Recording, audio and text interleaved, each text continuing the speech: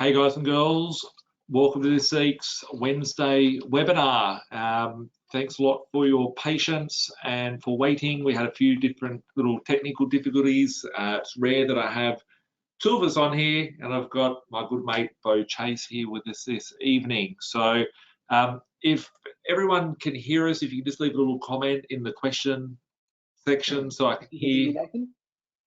I can hear you. You're a bit soft, Bo, but I can hear you. Okay. Okay, cool. Soft, can everyone hear Bo?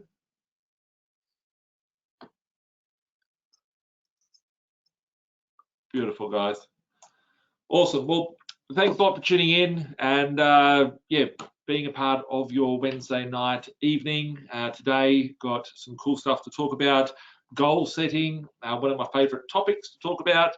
I love talking about all different things, whether it be conspiracy theories, whether it be property investing, whether it be getting down a business. And I think a lot of cool things come from planning and strategizing. That's how wars are won. That's how empires are built. That's how different things have happened throughout the millennium. And things didn't happen by chance and choice out there. It didn't happen by chance out there. So you don't see a big buff dude that's like got muscles out like here Arnold Schwarzenegger style, just going, oh, how'd you become ripped and all like that? And he goes, oh, I just woke up this morning like that.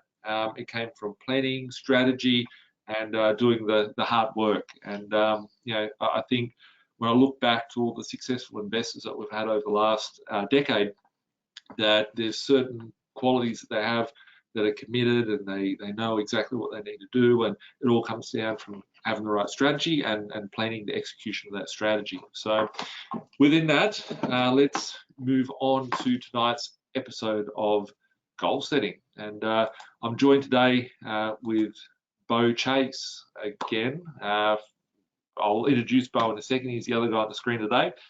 This is some of the things that we're going to be covering off today, the slight agenda that we've got here. I know there's lots of slides, lots of cool stuff to go through. Last time this went for 3 hours. We're going to try and square it up around 2 hours today.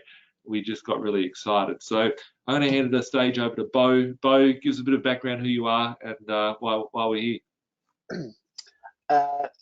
Hey, Nathan, appreciate the introduction. It's good to be on the webinar to discuss with everyone the importance of setting goals. A bit about me, I've known Nathan now for probably over 12 years. My background, I've spent a lot of time in the personal development space, and then work with a number of businesses, working with individuals and businesses to increase their performance, increase their results, help them earn more money, and obviously build a greater legacy for themselves and their family. A couple of companies I work with, we grew one from 8 million turnover to 28 million in 2 years. We then took all the insights and learnings and distinctions from that business and applied it to another one, and we grew that from 1.5 million to over 6.5 million in 12 months. We then helped a friend start a business that was doing 150,000. In 3 years, we got it to do $9.5 million turnover. In that 4th year, it did 27 million. Another one we grew from 1.5 to 6 million in about 18 to 24 months. So it's very, I'm very goal driven, very, companies and the right, work environment. You've got to have clear goals. You've got to have clear vision, and surround yourself with the right people. So yeah, that's a bit about my journey. I've been around, been invested since 2010,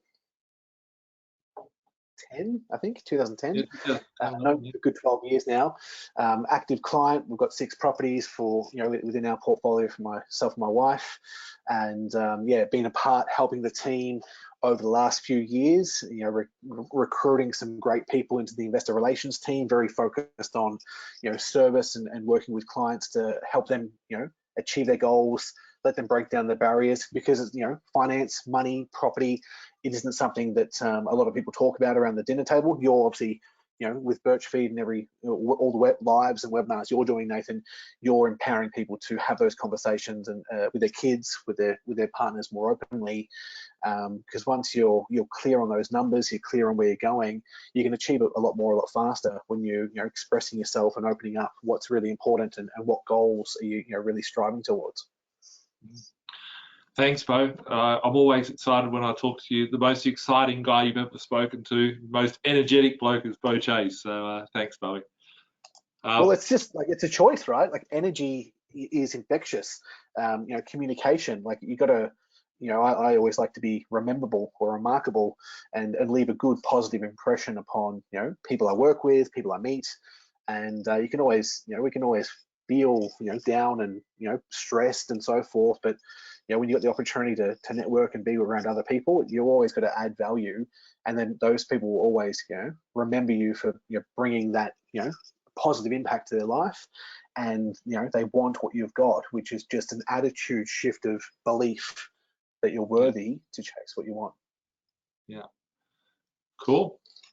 And I guess just on the back of what you were just saying there, Bo, like you've worked with businesses, seen them improve their what they do, and I do it on the other side with people growing their portfolio from no property to 20 properties, and all the results you've seen over the years. But I've always talked about property investing, treating it like a business, right? It's the most important thing. I actually found some flyers a while back that were old flyers from back in 2009 when I first started the business. And on the flyers, they said, numbers don't lie, and treat your investing like a business. And I think, crucial throughout every part of business growth and property portfolio growth, treating it like a business, analyzing it like a business, having a good business plan. And reality, goal setting, having goals in place is really just like building out a business plan and using it for your personal life.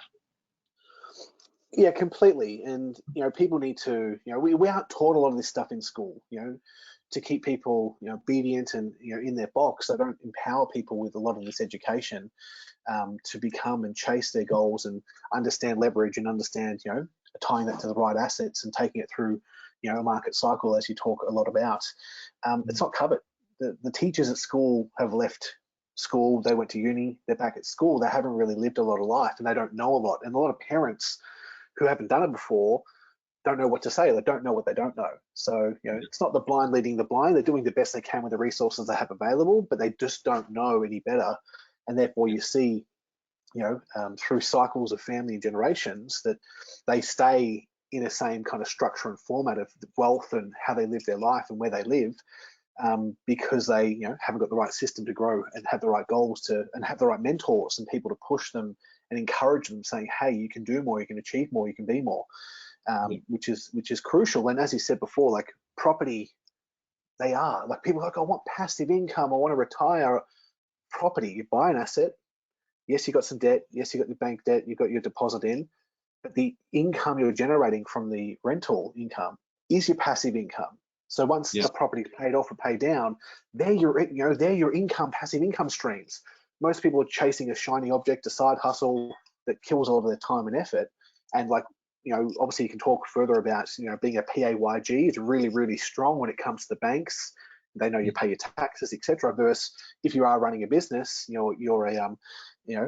got other loopholes to jump through and other requirements in order to service to get loans and build your portfolio. And what I see, funnily enough, like I work with like 4,500 businesses with the advisory and stuff I've done over the last kind of 15 years, and what you achieve with individuals and clients who join, be invested, they can be on 50 or 80 grand and they'll have more wealth than someone who spent 10 years trying to build their business and other shiny objects. Like, and they're a PAYG staff member, they work for someone as an employee, and they're building wealth. Where people chase in business, a lot of them chase their big payday, which they're unicorns, they don't always come. And markets change, but I see a lot of people, and I've seen it around the community more than ever the last 2 years, where you've taken them 60, 80 grand, teach them better financial management, teach them about budgeting, teach them about saving, and cutting out all the rubbish expenses. They can then service, they can get a really sizable portfolio within a few years, which which is phenomenal. Yeah, and I think just off the back of what you're saying there, like most people plan more for the next holiday, plan more for, you know, what they're going to spend their money on Thursday when they get it. That's why the shops are open for late night shopping. They're open for an extra 3 hours, so you get paid on a Thursday. Most people get paid on a Thursday, then they're out spending their money and you know, buying stuff with it. More about the barbecue, the party, whatever they're going to on the weekend, than what they are for planning for their escape from the matrix and the escape from the world that they're not happy. And I think the important part about having goals is so you can sort of have clarity in where you are, where it is that you're going. You can be honest to yourself with your goals, and it's a lot of people have dreams and say they're going to do stuff. You would have seen over the last 15 years and what you do, Bo. People say they're going to do stuff, and I call them gunners because they're going to do this, they're going to do that, but they do nothing. And I think when you've got, you know, it written down, it's a time capsule. I've actually got 2 pieces of paper here. I'm going to share with everyone just some stuff on them a little bit later. And I was gobsmacked, right? Like, I haven't opened one of these files. It was 2006 that I wrote this, right? And I literally looked at it. I was like, wow, this is crazy, right? So it brings in the manifestation. When you make a decision, whether it's good or bad, you can go, okay, is this going to get me closer to where I'm going to be? Is this going to get me closer to my goal, or is it going to get me further away? And I think, you know, there's so many people that have got dreams, but they're just a dream, right? You've got to be asleep to be living it. They're not, you know, actions that they're doing and living every day. And I think that, you know, it's important to have clarity around that. Well, it's having the goals clearly articulated, which we'll go through in a bit further detail a little bit later on. But as you said, it's having that clarity, it's spending the time. And the hardest thing for most people is to take the time to think. Taking that time, yes, we're all busy, we've got work commitments, we've got kids, we've got family, but it's finding that time by yourself and obviously then with your partner to really assess what's important. Because that's the hardest thing. We're so busy. There's so many distractions. There's YouTube. There's you know, Netflix. There's Stan. There's all these different things. All the podcasts. They're great to watch, and I watch hundreds of them. But they are a distraction as well. Where you can see some people are very, very clearly focused. This is my goal. Here's my, you know, summarized 5 goals for the different areas of life I'm working towards. Nothing else. You know, everything else is a distraction. Me achieving that, but you've got to have fun along the way. And I see people who are, you know, gung-ho all about the goal and not enjoying the journey. You've got to enjoy the journey, because the goal is a, you know, a milestone to work towards. When you get there, it's not like any other day. You're just going to go, oh, is that all there is? You've got to enjoy the journey and have, you know, rewards and milestones to really celebrate those successes. And we're in a culture that doesn't really celebrate wins. You know, if you're achieving, and yet again, it all comes down to your peer group and your, you know, who you associate with yourself with. If you're not associating with great people, they're going to pull you down. Oh, why do you want that? Why are you taking on that risk? Why do you want to build a portfolio?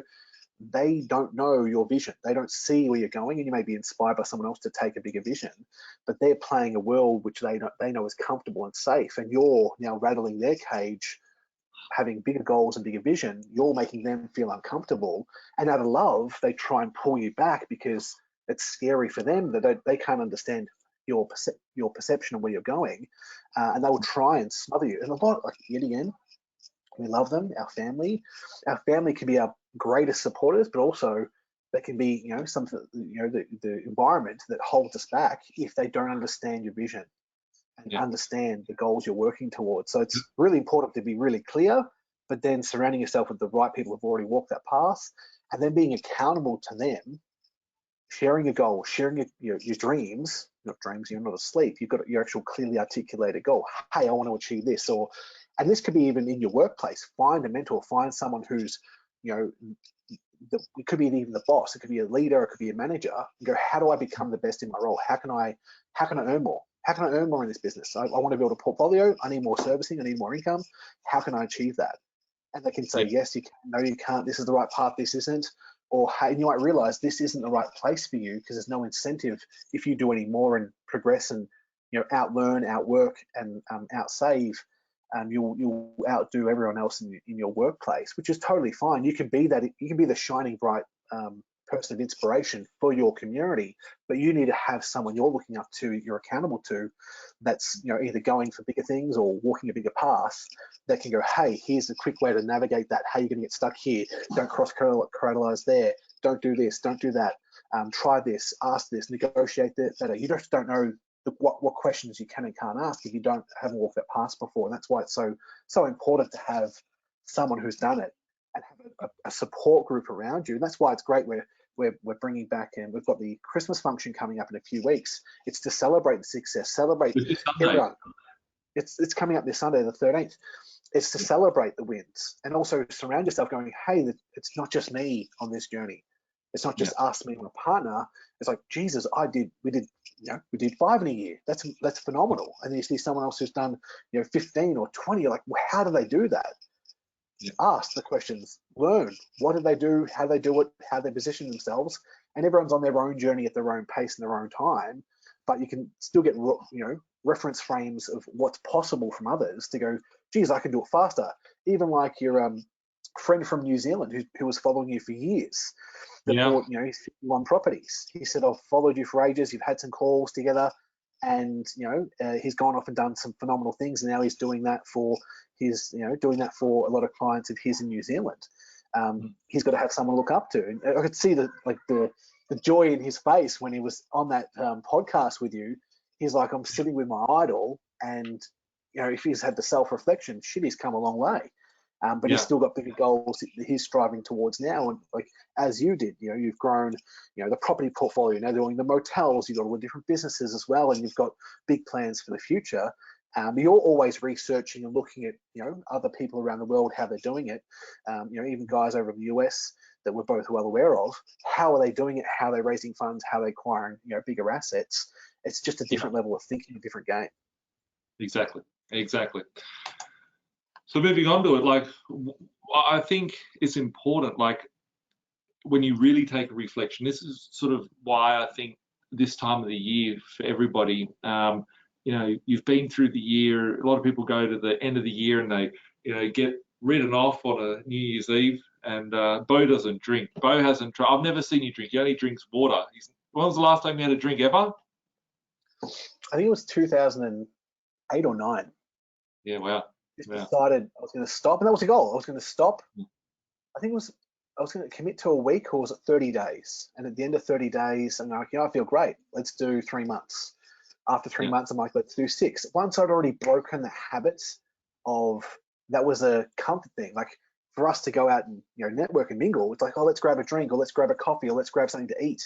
If I just said, hey Nathan, let's catch up for a chat, or hey, we need to talk, it feels awkward. But ultimately, what we want to do is talk and connect. But we use that stuff as an excuse to really connect. But I haven't had alcohol since 2009. Feel phenomenal. And yet again, it's the small decisions compounded, right? Like not drinking. I remember some friends when I was like 18, 19, they were spending $150, $200, $300 a weekend. I'm like, that's 15 grand a year. That's a deposit. For a couple of years' work, that's a deposit, and that's just on booze. I saw my little quit smoking app the other day, and it's been 4 years almost that I haven't smoked. And I think it's as I saved like 70 grand or something. I used to smoke 2 packs of cigarettes a day. Bo would never see me. I'd yellow fingers, brown fingers, and every time I'm talking, I'm constantly got to smoke. And I quit. I wanted to quit for a long while, and it was a habit that I had to break. And it was when I broke the habit, you can't go back to it, right? So I think when you set your goals, it's important to take that time out. I think now is a good time. Most people sit there, and reflect on the year they've had. They look at, I'm going to work out what I'm going to do in the next year. What's 2023 going to look for me, whatever. And I think, taking that time to pat yourself on the back and go, good job at what you've done good at, but also give yourself an uppercut on the things that you can improve, and then work into what things are important to you, right? So, Bo and I have some friends that love animals, right? I'm not an animal person. Bo's got a couple of animals. I've just got deer in my backyard. Every time someone comes to my house, they're like, oh, can we shoot them? I'm like, no, leave the deer. They look all right, right? But if we said that to one of our friends that love animals, they'd be like, what? You can talk about that? But, some people like traveling. Some people like partying. Some people like spending time with their families, with their children. And everybody's position is different. So, I remember mates that I was talking to a few years ago, and they're like, Birchie, come to Vegas, go party, it's going to be best, just live your life, whatever. And I couldn't think of anything worse than being in that environment. So that wasn't exciting for me, right? And I think identifying what is important, right? So I've got some goals. And it's in alignment with your values, mate. It's in alignment with your values. Like Exactly. that could be a great reward if you've achieved phenomenal results. And like as you said, you've bought some of the fancy cars in the past. You're like, this isn't serving me anymore. I've outgrown that phase. You sold them and you put them into other assets because it's a materialistic thing. It could be a reward. But you don't want the things to control you. You go, it's better that capital is better spent invested back in another deal. But it could be a reward. It could be a holiday. That could be a reward. You and your wife could plan it, or your family, or whoever it is involved. That's the reward. This is what we're going to work towards. If we achieve it, if we save money and do X, Y, Z, we can actually have this reward to share and celebrate. And the best thing is when you're on that experience, take the time to then, like we're doing now, plan. What's the next goal? What's the next 12 months look like? What's the next 5 years look like? What other things do you want to achieve? Because everyone's got different values, and as you said, yours is very driven. You want to be next X income at a certain age. You want to be retired at a certain age. You want to be a billionaire by 40. Like that's a goal. And then what does that bring? It brings a lot of hurdles, which you're jumping through. A lot of them over the. Oh, so it's a challenge. You see the challenges, right? Like it's always a challenge. There's always a gatekeeper at that part that you have to pass through. But as soon as you set any goal, the universe, and this is like the manifestation, it will shit test you to see, is that really important to you? There'll be, hey, actually, I think that's the next slide there, power of manifestation, right? Which we're going to talk about. But before we go on to the slide, like what I wanted to chat about here is like, we here talking about property investing, right? Like Be Invested, I started talking about properties, buying properties, renovating stuff 12, 15 years ago. Well, 15 years ago when I started a YouTube channel, and looking at that's one aspect of it, right? Like I remember years ago, I talked about live life on your terms. Everybody's life is different, right? Some people like health stuff, right? And I think everybody has an element of their life where they need to look at how can I improve that? And I break it down into different areas, and there'll be some sheets a little bit later on that we'll run through, but like financial goals is one aspect. There's no point having all this cash and not taking it with you, right? You need to have your health. You need to have the journey along the way. You need to be able to travel. You need to be able to experience certain things. Your goals might be around spiritual. It might be about, giving back. It might be personal goals or things that you want to accumulate in your profession, or, a profession that you want to go and try because you're just not happy with what you're doing. And I think there's a lot of miserable people in the world, and a lot of people that are not happy. And you can be unhappy with a position and do fuck all about it, or you can be unhappy about your position and use that as a motivation to be able to push yourself to the next level. And Bo said beforehand, most people are just scared and are in a comfort zone, so they're so uncomfortable, they don't want to fear what could be worse in their uncomfortable position at the moment, right? And I think that being trapped in the comfort zone is very, very bad. And if you can push yourself out of that, I'm always motivated by the things that I don't want, or the painful things that have occurred in my life, because then I can use it as my driver to keep pushing forward. So I think it's important to not just go, okay, this year I'm going to go buy 10 properties, or this year I'm going to, quit my job, or whatever. I think it's important to look down as to why you're doing it. What is it going to do for you? Like, okay, you make 100 grand, you make $1 million. What are you going to do with that? How's your life going to be better? What are you going to spend your time doing? I remember when I quit my job at the age of 24 in 2009, I woke up and I was like, what am I going to do with my day? I had fuck all to do. There was nothing I could do. And I was bored. I was unfulfilled. And that's sort of why, with a bit of an ego, I got a camera and started making YouTube videos. And, here we are. Everyone's doing this sort of stuff nowadays, but it's a bit different. So the power of manifestation. I'll touch on it, and maybe Bo will, jump in with some manifestation stuff. I've got 2 pieces of paper here. I'm not going to go through. I'll read them out.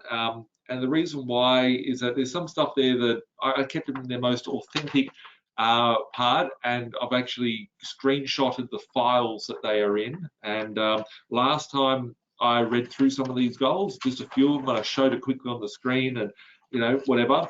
But I'll share with you guys later about the manifestation of things that I didn't even consider. Like, I'm talking like 20 years ago. One of these files was from 2006, a 21-year-old version of myself. If I could go back and meet that younger version of myself, I'd think that I'm a liar. Even I'd think it would be all bullshit, but I believed in it. I was obsessed about it. And I wanted to find a way of how I could turn that obsession into who I wanted to be. So if you ever, upset with whatever decision you're at the moment, you wanted to be the person, the decisions that you took, you're in control of that, and that creates who you are. So whenever I'm pissed off or I'm happy about something, I'm like, this is the life I wanted to live 10 years ago. This is the life I wanted to live 15 years ago. And they're the decisions that I took in order to get there. And most people aren't consciously aware of that. And I think once you can be consciously aware of it, and this could be a bit deep and spiritual, I'm not trying to be like all that, but I think it's important to be conscious of it, and then being able to change the programming of your mind to make the decisions that are going to get closer. If I have goals and I know what I need to do, it's like having a roadmap, and that's why I call it a map session, right? And you can look at the roadmap and go, okay, yes, that looks fun going over there, but if I go off course, it's going to take me in the wrong direction. I could wreck my car, I could do this, I could do that. It's going to take time away. It's not going to get to the end destination. So you need to, if you have clarity around it, you can then make better decisions, and you can realign yourself with where it is that you're going. And it's quite interesting. Like manifestation, I had a goal last year, which I took a photo of beforehand so I can run through it. It was actually interesting, right? This is just really random because I was looking out my window earlier of my house, and I was looking at all my cars lined up. There was 9 cars, right? I said a month ago I had a $500 car. I've got all these cars now in my yard. They're old cars that I refound out of another shed and stuff. And I was looking, I was like, shit, I've got all these cars here. They're in sheds, they're in places. I needed to build a shed. I was unhappy with my house. I was unhappy with my shed. And it was one day I went out to go and buy dinner. I went out to get pizza, and I came home and I was like, I'm sitting in my house obsessing about my house is crap. I was living in it for 2 years. Bo's been over a few times. He stayed a few times when he was in Sydney. And it was like a 100-year-old house. Bo was in my house before I had a pool in my house. And then I went to this old 100-year-old five-room house, right?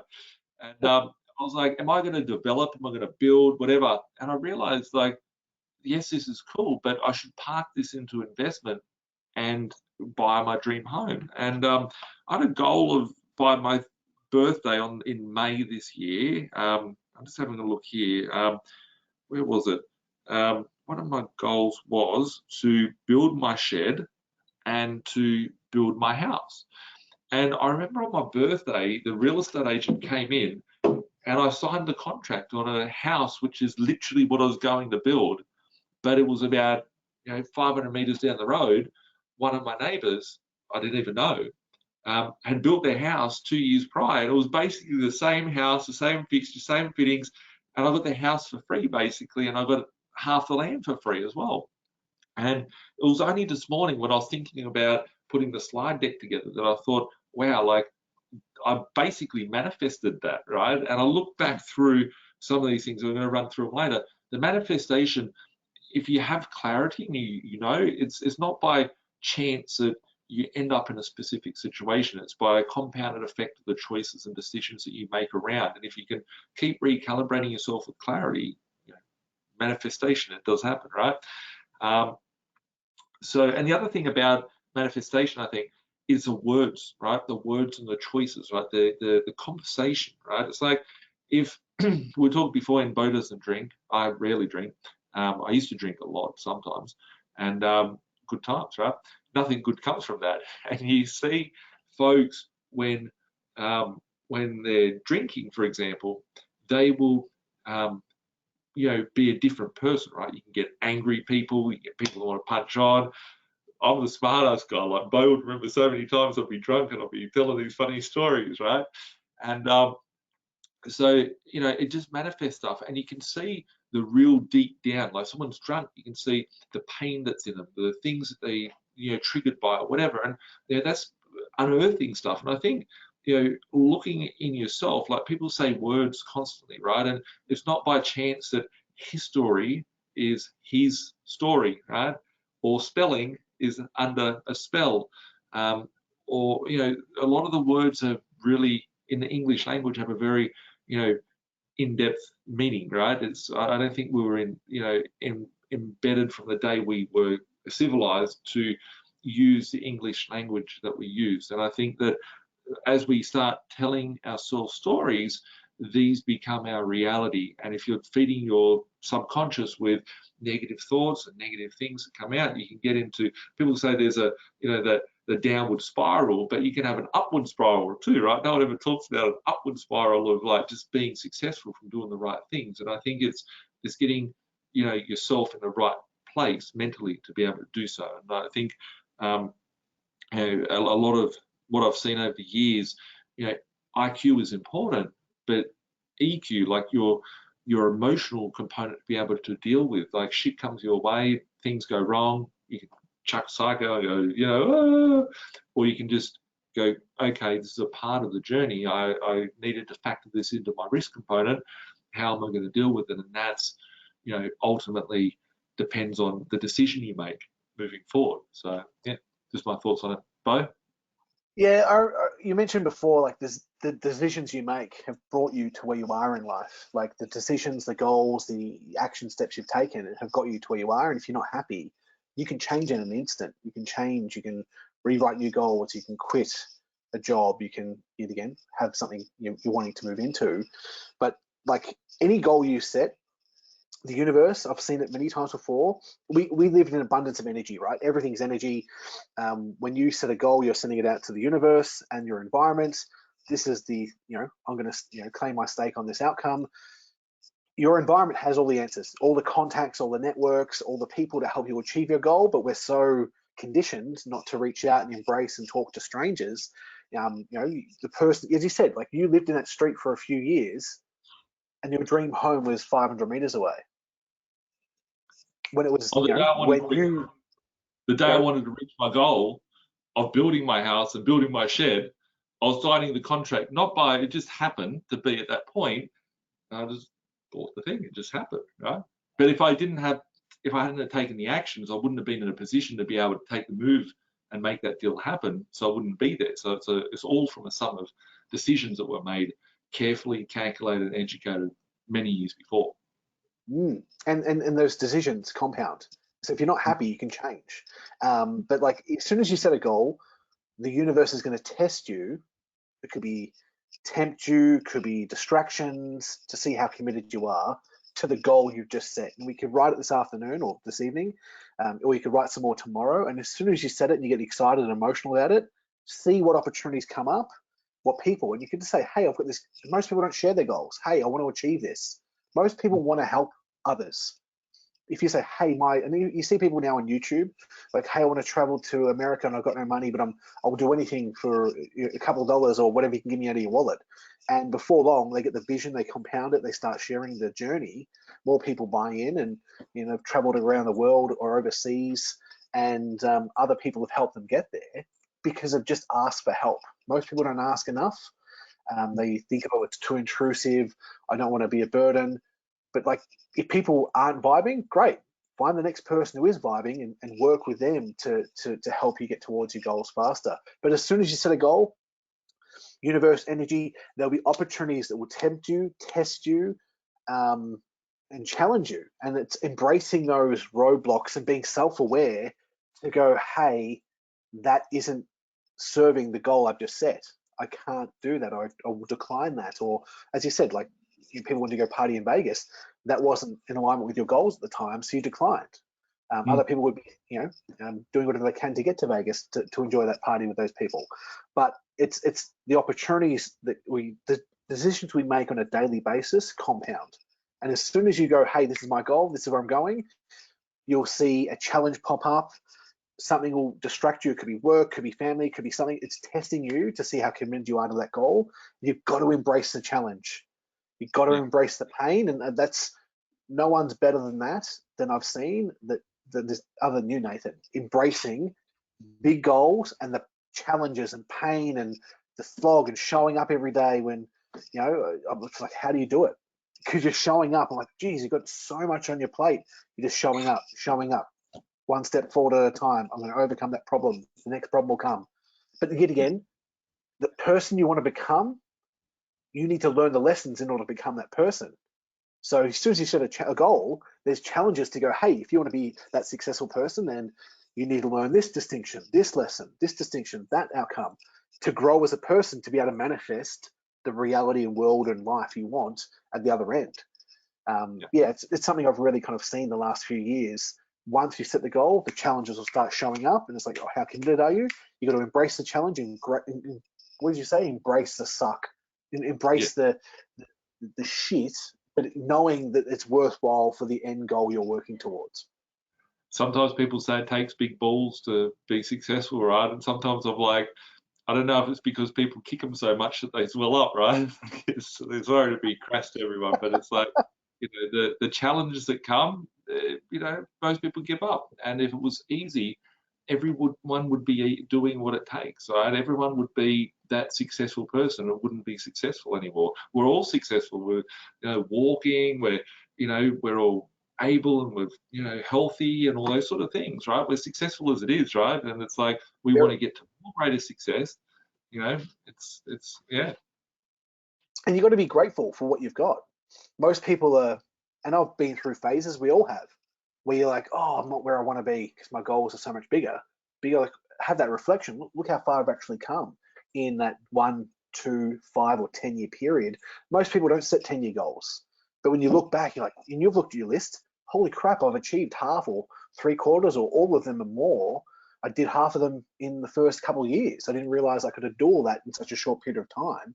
But you've got to surround yourself with good people in order to really accelerate those results. And that's what we did with a lot of those businesses I was involved with.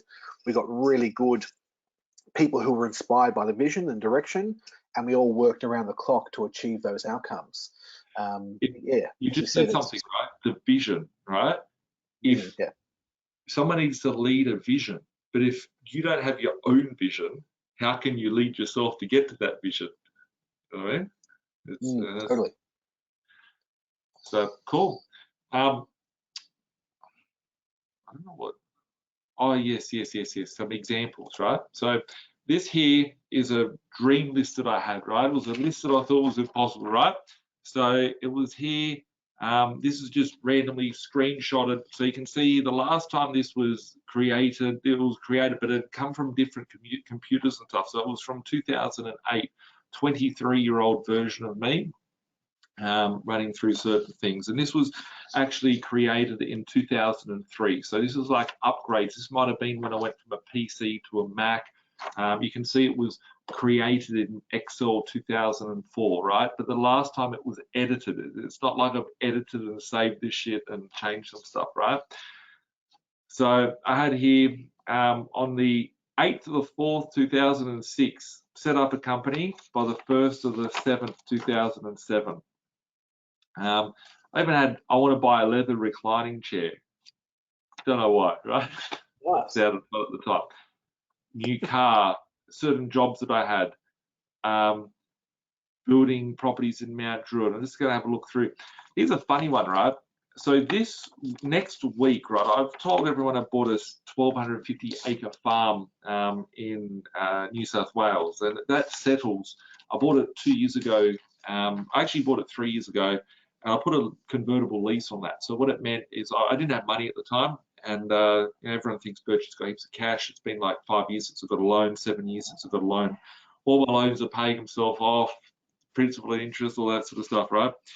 And yeah, so I wrote in 2004, 25th of the 3rd, 2004, I want 100 acres within 4 hours from Sydney, and 250K. I paid 400 for this thing, right? And it's 1,250 acres, now worth $2 million, right? But how I structured the deal was able to put it on lay-by basically and push it into the future. So interesting. I wrote here I wanted a new BMW. I've never bought a BMW. I have no interest for a BMW. But my mindset at the time was like BMW was the top of the food chain at that point. And yeah, that was in 2004. 120 grand car I thought was the most expensive car you could buy. Way many years ago, I bought a 2013 Bentley GT Continental. I didn't even know what the thing was, right? Before the time came.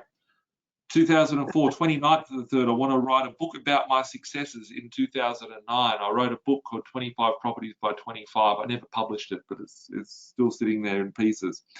I wanted to have a certain coin collection in 2004, 31st of the 3rd, 2004. And those things have ticked off. I wanted to buy a drum kit, right? I wouldn't know how to play. Imagine me playing with a musical instrument. Imagine that. I want to buy on the 8th of the 4th, 2006. I want to buy a house for 400 grand in the Hills District with cash for 400 grand. I want it by 2010. I went and bought my acreage, right? My first acreage around there. This one's the one that's scary, right? In the 7th of the 3rd, 2004, I would have been 19 at this point, right? 19 years old. There was no such thing as a be invested out there, right? There was no such thing as a property education business like what we have today. I wrote here, I want to build Australia's largest property investment company, right? And that was, I thought, a cost of $60,000. I didn't know what 60,000 would buy. I didn't know, right? And I set up for a lot less than that.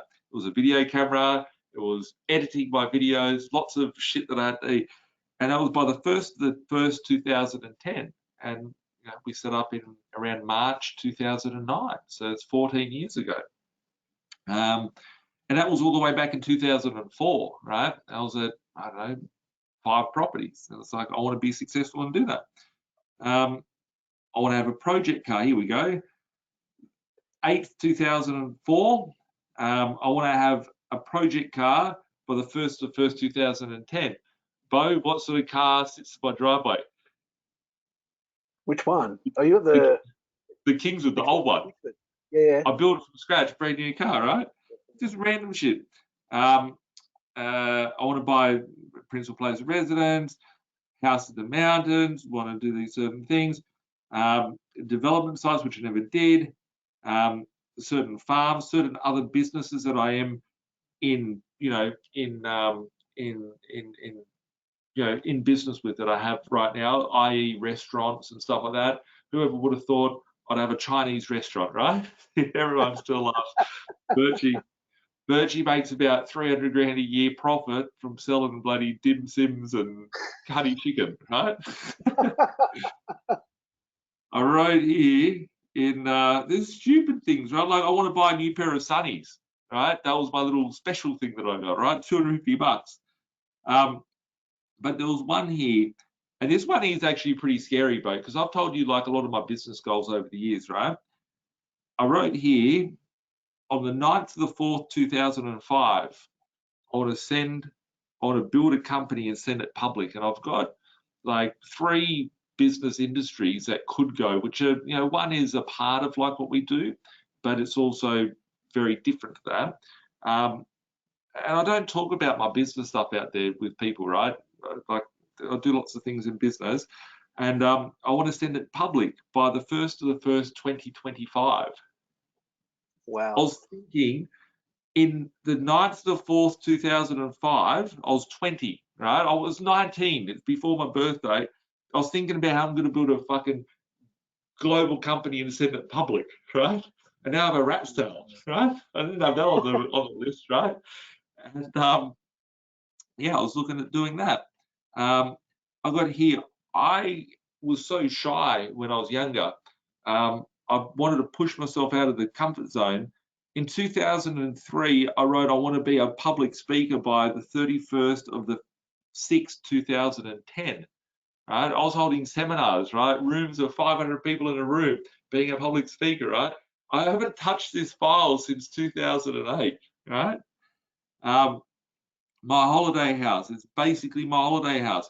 I want to own 10 properties in 2004, in the 21st of the 12th, 2004, I want to own 10 properties by the age of 30, right? I thought, 2 properties a year, miss a few, whatever. And I wanted to be there by 2015, right? Underestimate, I didn't know what I didn't know. One of my goals that I've never hit was I want to own a fish farm. I like fish. I grew up in a fish shop. I want to own an aquaponics, aquaculture. I want to breed fish. I love yabbies. No jokes about catching crabs, but I like yabbies. So, and This one here is really freaky, right? This one here is really freaky. On the 11th of the 8th, 2008, which probably would have been, it's so small, so small. I can't even read it. I think it's 2000. No, it's 2006. In 2006, 11th of the 8th, 2006. I want to travel around Australia for a year, right? And I'm doing the Birchie Big Lap. Next year, I'm, manifesting it into the reality. And I was talking to Bo beforehand about, that'll be something I do next year because I want to do it from a personal level. I've pushed myself hard and all that sort of stuff. But these are things that didn't just happen overnight, right? These have happened. There was like a very small list of stuff. As we go on to another thing here, right? I've got another list, right? Which is a list that I had, when was this? 2006. The last time this was touched as a file was 2006, right? Literally just printed it off, right? So just going to go through that and let's have a look here. I don't know if everyone can see them all on there, but I had places that I wanted to travel to. I'm scared of airplanes, so I can't get over that. I haven't done that. I'll retire at 50, sure, be a household name, have a year off at the age of 35, right? This next year, I'm 37, right? Yeah, am I 37? Yeah, 37. So close to it. Own a waterfront property, right? I spend my time at the waterfront property. Be on the BRW rich list. I declined to be on there because I didn't want to be hit up by the ATO. Own a sports car. I won't say the word, but it's like a swear word in their sports car because I didn't know what type of sports cars there were, right? And then, yeah. Own a house in Queensland on the waterfront, not there. Build a mega franchise, right? Which is, sort of what I'm doing with some of my businesses out there. This one here is a very scary one. I was on like 50 grand a year, and I specifically wrote here, I want to be worth $100 million net worth, right? It's like, I'll fold it over, share it with people.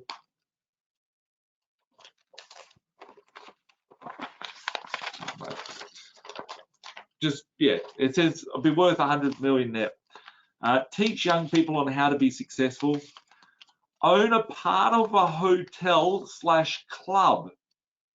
right? I thought it'd be cool to own nightclubs, right? But I own 30 odd motels, pubs. I get money in my bank account from Keno every day. I get poker machines that pay out. People there playing Nugget Ned. It's happening. The house, literally where I own my house in the same suburb, is where I wanted to live here, right? No idea how it would happen. 2006, 21 years old. Wow. Passive income of 350 grand a year net. Go to the finest restaurants. Surround myself with quality people. These are just like big ticket, they're big picture things. Own a fibre house on the water. People that I spend my life with. A partner in life, children, numbers of kids, those sorts of things. Build up business systems. Build up a property company, all these things, teach and mentor, personal development. It's actually really funny, right? Which is at the end of that list. Look at this, teach and mentor and personal development, right? There are things that I wanted to do in my life. And here we are talking about it. Just go and do it. If you want to do something, go and do it, right? But have a vision. That's a 2006. I was 21 years old. That was 16 years ago now, 17 years ago almost, 16 years ago. Like, it doesn't just happen overnight, but if you put in the practice, obsess about it, write it down, have strategies, doodle different things to do. These aren't my goal sheets, right? My goal sheets are very different to this. This is like a big picture of who I want to be in 10 years, 15 years, 20 years time. Yeah. So I guess on that note, like, this is about you guys and you guys, reaching your own personal goals and your things that you want to achieve. And a lot of people that I speak to on a daily basis, they come to me with different things that I want to make $1 million, right? I want to have a passive income stream of 100 grand a year. Probably the 100 grand a year income is the biggest one and the most popular one. that I have. And I actually have a slide here afterwards. And I'm going to go to that slide. I'm going to come back to this one here, right? So I've got some questions, right? Before we get into worrying about what your 2023 is going to look like, I want you to be honest to yourself, and you need to be honest to yourself about this. What was your 2022 like, right? What did you sit here at the start of this year or the end of last year, half drunk, fucking streamers going, sparklers going, watching some fireworks, talking some crap, working out your plans, strategizing? What was your 2022 going to look like? What were your goals? How often have you reviewed your goals this year? Are you on track with them? Did you smash them? Did you not do so well? What came in your way of stopping you from achieving them? If you did achieve your goals, great. Like, go and enjoy it, right? Like, this is your blessing. That's what you have gone out to do. If you didn't achieve them, why didn't you achieve your goals? How could you remove that risk from your goals in the future? How can you minimize risk? And I think, if we're looking just purely at property, I could sit here and talk about, some of my goals of fitting into a certain size clothes and doing certain things and being specific with the goals, but I'm just going to keep it finance related. When was the last time you reviewed your finance position this year? When was the last time that you reviewed your rents this year? If you already have properties, I know, like, Bo actually asked me the other week. Bo was putting up a whole pile of his rents. I know one of Bo's properties around the corner from where he lives that he bought years ago. He paid like 200 grand. It's worth 600 grand now, right? It's tripled, right? And you were surprised by it. But I didn't realize it went up that much. Yeah. And Bo sent me a thing. He goes, Blink has said, this, what do you think about the rents? He said it a few months ago. And I was like, oh, that's okay. No, this one, he put an extra 50 on top, right? And people have both how many of your rents did you put up this year, Bo? We put up all three of them. Cool. And then how much would they have gone up roughly? We've 50, just 80, put, 100? we've actually got 6. One in New Zealand, yeah, that went up. Melbourne went up. The ones that we've got managed by Blink, Cairns, we put up by 50. I'm like, I felt bad. I think you put up another 2. You're like, you can definitely get more. I'm like, you serious? I'm like, if Nate thinks it's possible, let's go for it. I go, the worst thing that can happen is the tenant moves out. I'll paint the apartment and then I'll up the rent by 50, and then I'll get that back within 8 months. And then every year on, I'm going to get an extra $50 a week. Yeah. And what about the other ones, like the Gold Coast one? What do you? I think that went up by like $40, and then Yeppoon went up by like 20 to 30. I think I should definitely do more. Yeah. I'll get you to review them again. Send them back to me, what they're at and everything, Bo. Writing through your goals right now, bro. Yeah, well, I literally had that written down. Review all the property rents, get all the loans assessed. I put up the other week. I put up about a dozen rents by $100 here, $120 there, $80 here, $200 there, and I pushed my position up by about $2,000 a week. And I just sent a dozen emails, and I'd seen one email from the property manager at Blink, and then I was like, hang on a second, I'm gonna go through all those property addresses because I know the leases are running up, $150, $100, all these sort of things. And I just gave myself $100,000 pay rise from 12 people. They gave me $100,000, right? I didn't have to do shit, right? I didn't have to hop on a train. I didn't have to go to work. I didn't have to do anything. And a lot of people have, assets that they've accumulated. I can see the names in the list here today, the people that are here that I know, intimately, their portfolios, and $50 here, $100 there, $20 here, $10 there. It all adds up. So, yeah, when was the last time you reviewed your position on your rents? Have you tried, or you might be sitting here saying, well, I didn't get ahead in 2022 because of finance issues or whatever the case may be. Well, have you exhausted every single one of them? I said beforehand, there was a farm I bought.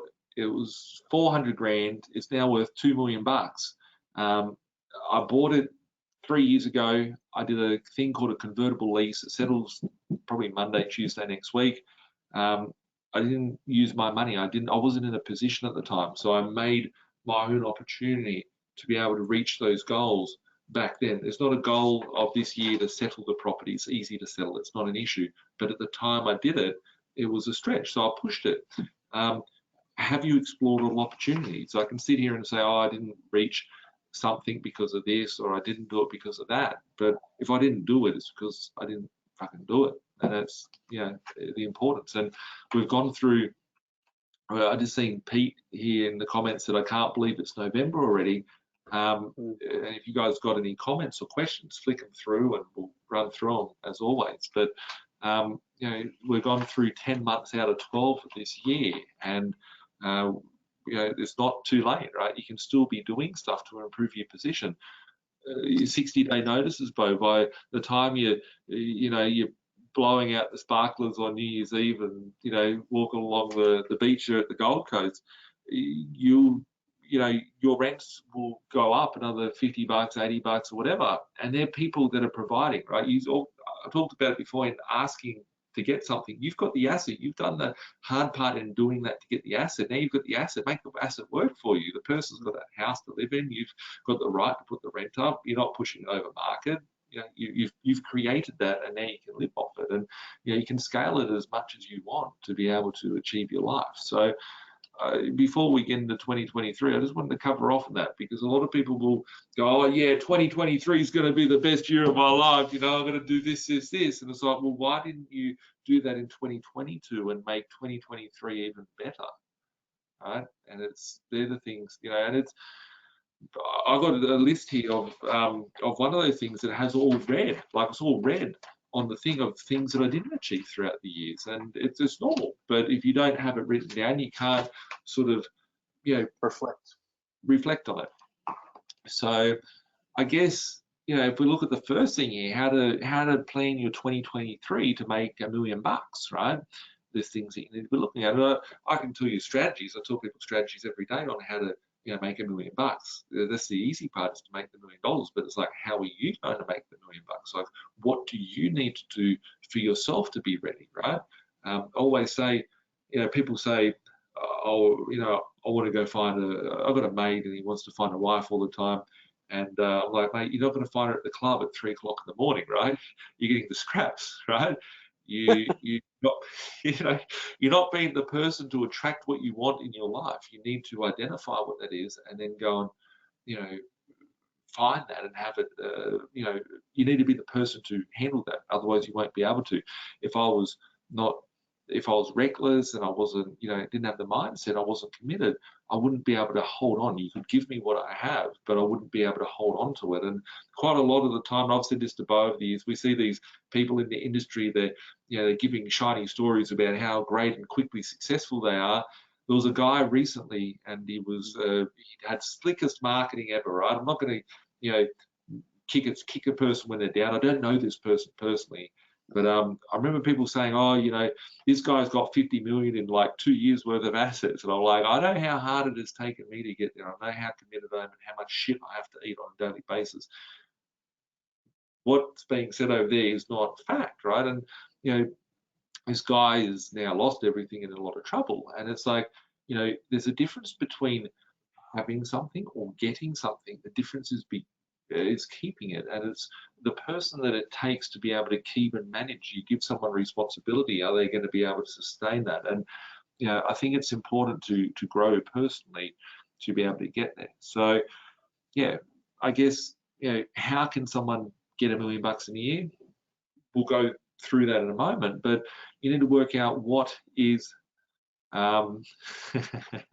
yes, Damien, that's the person, right? There's lots of them. There's lots of people that are like that out there. I see them constantly, and I think a market like now will expose people like that. And, you know, yeah. So it's yeah. So what's $1 million? What is $1 million? People say, I want $1 million. I don't know any millionaire that has $1 million cash in the bank. I don't know any billionaire that's got $1 billion cash in the bank, right?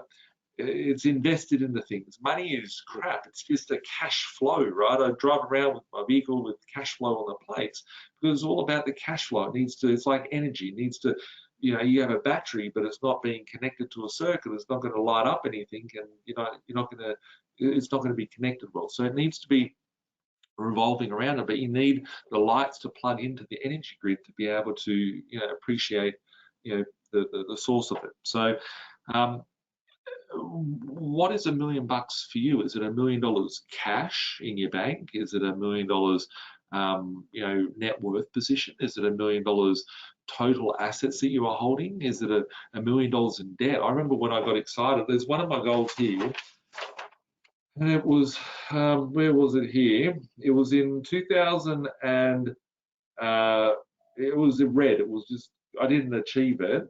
And it was in 2006, so I would have been 21. I wanted to get my loans under $495,000, right? And I thought, this is a very different world back then. Yeah, so 21 years old, had about 8 properties. And I was like, I want to get it under 495 because it'll be under 500 grand. And then I remember when I got my first $1 million in debt, I'm like, wow, $1 million in debt. Most people go broke at this level, right? And, you know, it's a mindset shift about what the understanding of money is and what the understanding of asset is and what the understanding of wealth is. So what are the ways that you can get there? You know, identifying, like, you can make $1 million in a business, right? You can go make $1 million in a property. You can go buy a block of land, chop it up, sell it, you know, whatever. For me, you don't hear me talking much about buying property, chopping them up and selling them off, because I never hear people come to me. And, you know, I've connected with tens of thousands of people, you know, in my community constantly, and, you know, all the people I've come across in my life. I've never had anyone come to me and say, hey, Birchie, I'm so happy I bought a property in 2006 for 200 grand. I sold it in 2009 and I tripled my money and it sold for, I don't know, 500 grand, let's call it. And now it's worth $2 million, right? I don't hear those stories, right? People come to me, they're like, I wish I bought more, I wish I didn't sell, or whatever. So I'm about accumulating wealth and squeezing that cash flow out of it, and then you can build intergenerational wealth from that way. So that's my strategy on it. So I think before you get into going, where's the $1 million going to come from? You know, where are you at? What's your position looking like? Do you have a job? Do you have a business? Do you have revenue that the banker likes? Understanding, okay, if I need to get $1 million worth of profit, what way am I going to do it? Am I going to buy $5 million worth of property and it goes up by 20%? If I bought $5 million worth of property, I bought a property the other day for $2 million, and I think that the previous owner had spent $7 million on building the asset, right? I paid $2 million. I was asleep. I was literally asleep one night. And after this webinar, I got to call the guy, and I'm speaking to the owner of the property as well. It's a big 83 unit block of units, right? Literally $24,000 a unit is what I paid for a motel. And, you know, that thing there, if I just fix the business up, it's worth 7, 8, 10, 15, who knows, right? And looking at that, right, like if you bought $2 million worth of property and it just went up by 30% and it goes to $3 million, there's $1 million, right? What sort of asset base, what sort of skill set do you have? What sort of starting position do you have? What is your understanding of, you know, how you can get that $1 million? I think most people here would be like, how do I get $2 million worth of property in my portfolio to start off with, right? And most people, you know, will be like, okay, cool, I need to get the banks happy with me in our community. But most people out there in the general public will be like, oh, I want to buy a house in a new housing estate, glossy brochure, this guy sent me a, you know, the thing here and it looks good, and, you know, I'm going to buy that and hopefully it'll go up. You need to work out where you are at. You know, what I need for my portfolio is different than what Bo needs for his portfolio. It's different than what you guys need for your portfolio. It's different than what I needed with my portfolio 3 years ago, and different than what I needed 5 years ago. And, you know, you need to continuously redevelop yourself and go, okay, what's the season I'm heading into? What season am I going into? Or what do I need to do to armor myself to take control of that season? But I think if you were to just break down a few different things about $1 million, right? Just throwing out some stuff for creative juices to flow. What is $1 million, right? $1 million over a year is $2,800 per day. It's $19,200 per week. How will you get that, right? Are you going to do it from setting up a business? Are you going to do it from building up an asset portfolio? Half you people in here might own a property already, right? And you have the ability to do it, but you may not understand that, okay, how's it going to come from that? And how can I squeeze the result from there? So if you had $1 million worth of property and it doubles and turns to $2 million, happy days, right? Is that going to just happen because you think the property is going to go up? Is it going to happen when, you know, the market may or may not decide that it's going to happen? There's people that bought properties 10 years ago that are selling them for cheaper today out there in the country. I want to say in the country, like in Australia as a country as a whole, in capital cities as well. There's people that were buying properties in 2015 in Sydney, and their properties, even though the market's shifted and gone up, their properties are still the same price, or maybe even 50 grand or 100 grand cheaper than what they were 7 or 8 years ago. So what amount of assets do you have? How are you going to get the largest asset base? I think to myself, if the market was to double tomorrow, and I'm not saying it's doubling in 2023, I think there's a good chance of it doing so once they drop interest rates and they change monetary policy, and I think it's very prime for that, and we'll see a big shoot up.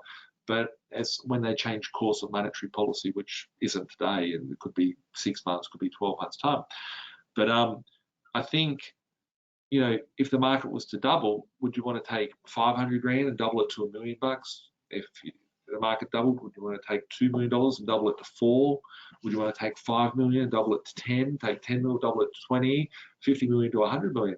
You want to have the largest arc to be able to do so, in my view. So I think, you know, working out where you are at the moment, what options you've got, what risks that you've got surrounding you and your lifestyle, what you can do to minimize those risks, and, you know, try and build a SWOT analysis, right, around, you know, just your life, right? A SWOT analysis won't go into, that's a term, go, and if you don't know what it is, go Google a SWOT analysis, SWOT. But sort of what, you know, I see people that have great opportunity that don't take the right actions. And, you know, if we're playing a game of chess here, right, and we've got all the pieces on the board and you've got two people playing, you've got the same amount of moves, you've got the same pieces, you've got the same grid, and you're playing on the same board, right? Someone just making that wrong move gets themselves cornered and checkmated. That's how it happens, right? And all their pieces on their chessboard disappear and go back in the box, right?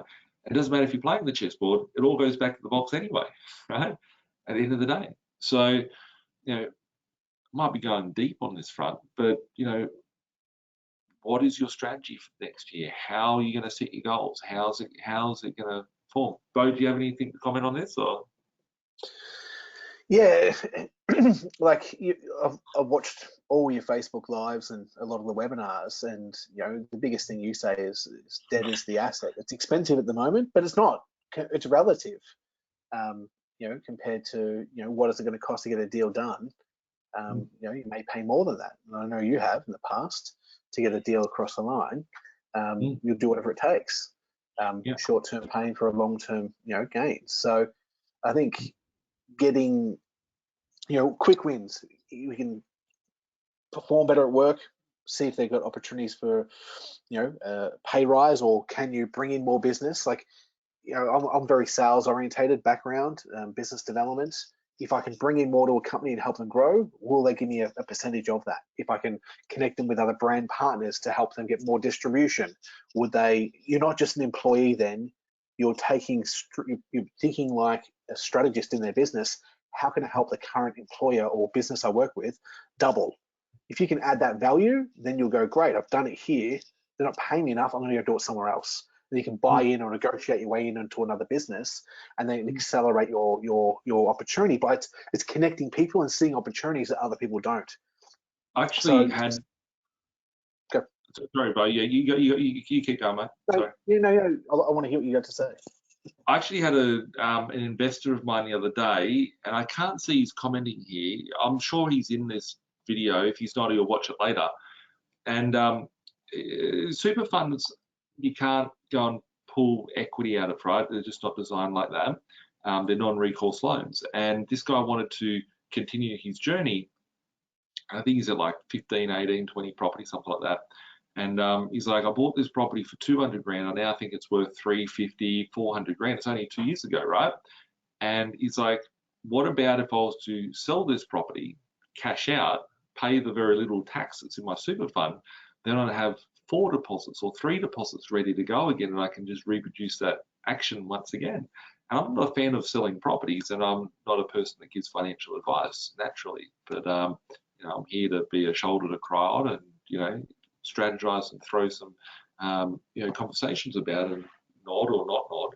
And you know, I looked at the thought process behind this investor that had identified, shit, I want to push it harder, and you know, that had a good run on something. And it's like, you know, if you got 15, you drop one, you go to 14, you go back, you get to 18, right?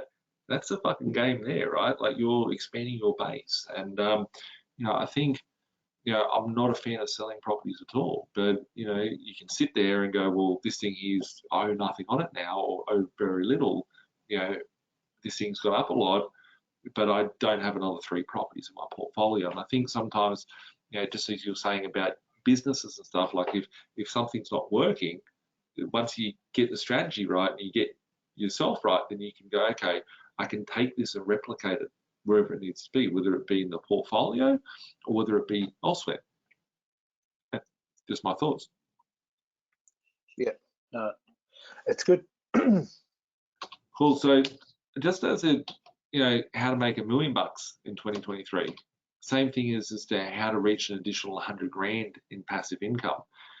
Yes, I just put up, you know, 12 properties, and they're all on the Gold Coast. Actually, those 12 properties were all in the Gold Coast that went up, you know, 100 grand a year, literally.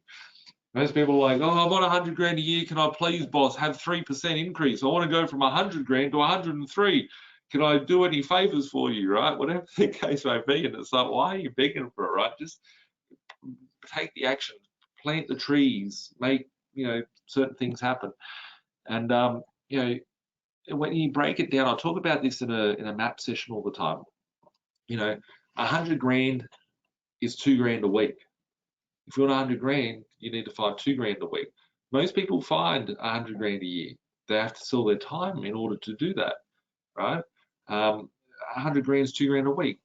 Salary at 2 grand a week. 100 grand is $273 per day. You know, how do you make that $273 come? Like, you can go, I don't know, do something in order to get there. You can build a business, you can do whatever. But if you've got assets that are working, like I love at 10:40 to about 10:51 every day, I have like dozens of EFTPOS machines just dumping cash in my bank account, right? EFTPOS machines, right? Everyone broke. I'm like, I always want to get the cash out, right? Because it needs to flow. It needs to go elsewhere. It needs to find a home. Yes, someone could be standing on the hose at some point to a different part, but you know, those EFTPOS machines, that cash comes through daily. We're all consuming daily, right? There's energy that's going into the computer to record this, the, you know, the water that comes out of your tap, the food you eat, the clothes you put on your back. You're consuming it daily. You need to be thinking about, you know, getting paid on a daily basis. And you sit there and go, oh, you know, I've got to go and, you know, do this or go and do that. What assets can you create? I know no other asset that, apart from, if I could create the central banks, different world, right? Different world, right? And now you understand, when you think about it, you understand how the banks work, you're like, wow, like these guys are really bloody evil, right? And they control the propaganda, they control the governments, they control all these different things. But what other business can you go into and you take 30% of everybody that interacts with you's income, right? What other business can you do? When you own a property, your tenants are paying 30% on the income on average, right? You're like the tax man, right? You're taking the biggest amount of the income. They go out to work, they go and earn the income, and you have the right to say, hey, right, I don't like you only paying me like Gestapo, right? I don't like you paying me $300 a week of your salary. Pay $400 a week now. If you don't like it, out, right? No other business, no other job is going to do that. And it's very easy to get into, right? You just buy one, you buy two, you buy three, and you build up a base of them. Once you've got that base, that's when you can start, pushing up all of those rents. And I think it's important. I get excited when, I'm seeing on a weekly basis, people's rents going up. It's like, keep pushing, just buy them beforehand. Push them up another $30, right? What can we do? It's constantly changing. If the rent's at market today, in 3 months' time, in 6 months' time, it's not going to be in market. You can push it a bit harder. So, yeah.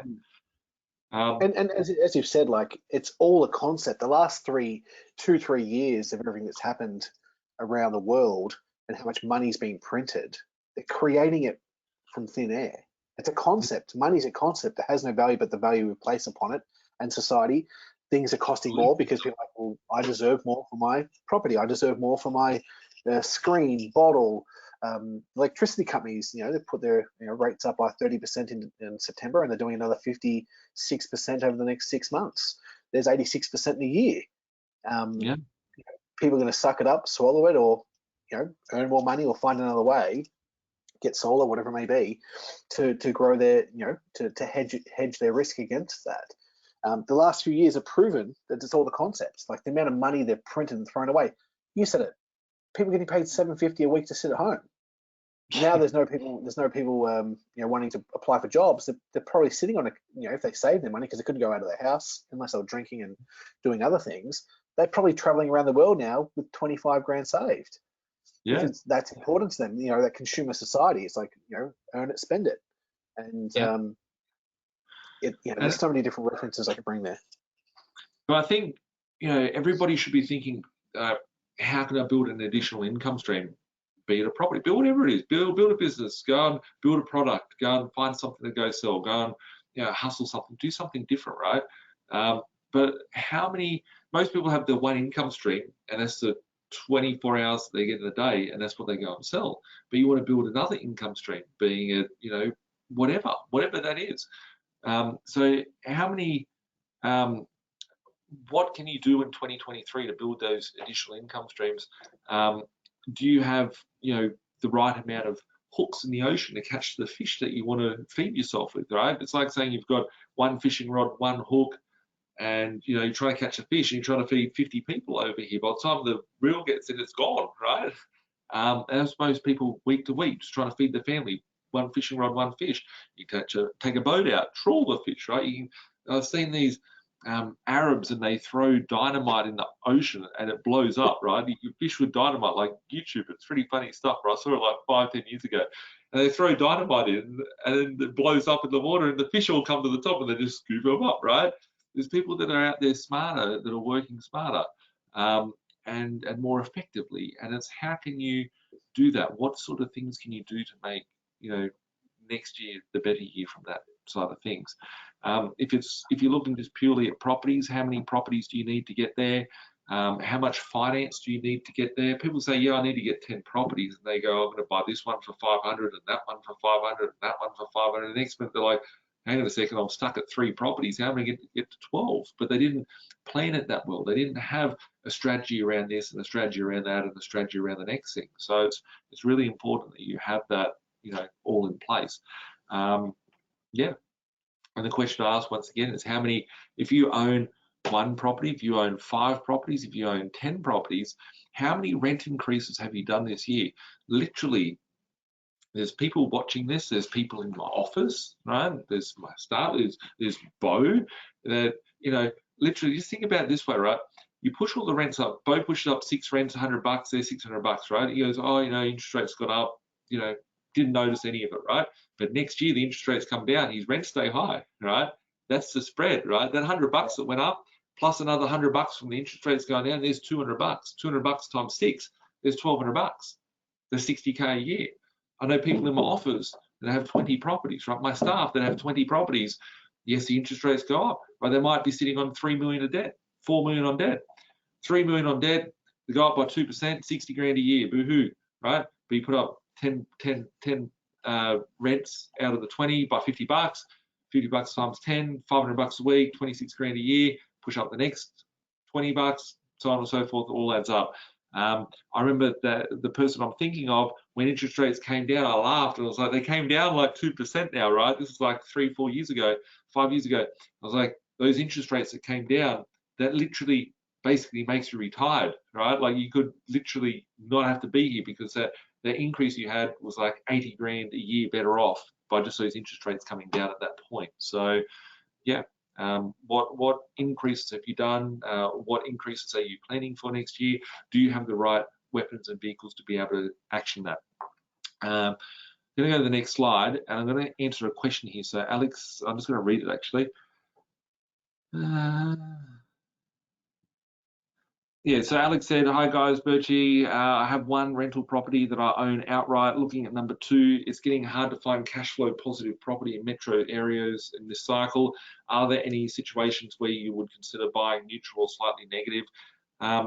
Well, if I'm trying to build cash flow, I wouldn't be buying them, you know, negative yet. But secondly, the main part, like you asked me about, would I buy them neutral or slightly negative? It's okay if I'm getting equity out of it or whatever. But my bigger concern is that you own it outright. I'd be looking at getting something with a loan, right? You got one outright. I could sit here today and say I bought my first property in 2003, right? And I worked hard for 5 years, paid it off, worked 2 jobs, paid it off. It went from 200 grand to 500 grand, right? And I bought my second property and I went from 500 grand, and it took me another 8 years to pay that off. 13 years in, I've got 3 properties owned outright. You know, it's not, the game is based around finance. The money never existed to start off with. So the more that you can save, you save up 100 grand, the property goes up by 100 grand. You're constantly chasing your tail. So I think debt is very, very important. Yeah, and glad that you acknowledge it, Alex, because I see that as a yeah. I'm not trying to pick on you for that, but yes, I would buy properties if they're neutral. I'm very happy buying neutral cash flow, because when I buy properties, most of the properties I buy, if they're neutral cash flow, I can push the rent up $10, $50, whatever in that year. All of my investors, when they buy the properties, the rent isn't what they're getting in a year's time. So, but you want to make sure that property's performing for you, and it's not going to corner you, it's not going to checkmate you, it's not going to snooker you. So, I guess I've got a point to bring in. Like, you know, you've sourced me a number of properties, and Alex, you know, he owns that one outright. So one of the strategies we originally bought, we bought Yeppoon, and it was massively undervalued. You're like, Bo, you dickhead, sign the contract, I'll make it 50 grand in a day or a week. And I was umming and ahhing. He's like, just shut up and sign it. So I signed it, sent it back, and then a month we end up pulling 40 grand equity from that. We got it revalued. We bought it for 260, revalued for 310, pulled 40, then went and bought Cairns or Yeppoon. We went through Yeppoon to buy Warri up there in Cairns, and yeah, like it was just, so now when the interest rates came down, it was still positive, but it's slightly, we tapped that first property for equity to go get the next one, which was then cash flow to get the next one, which then was an equity, which we've got to tap into it now. There's 400k worth of equity there.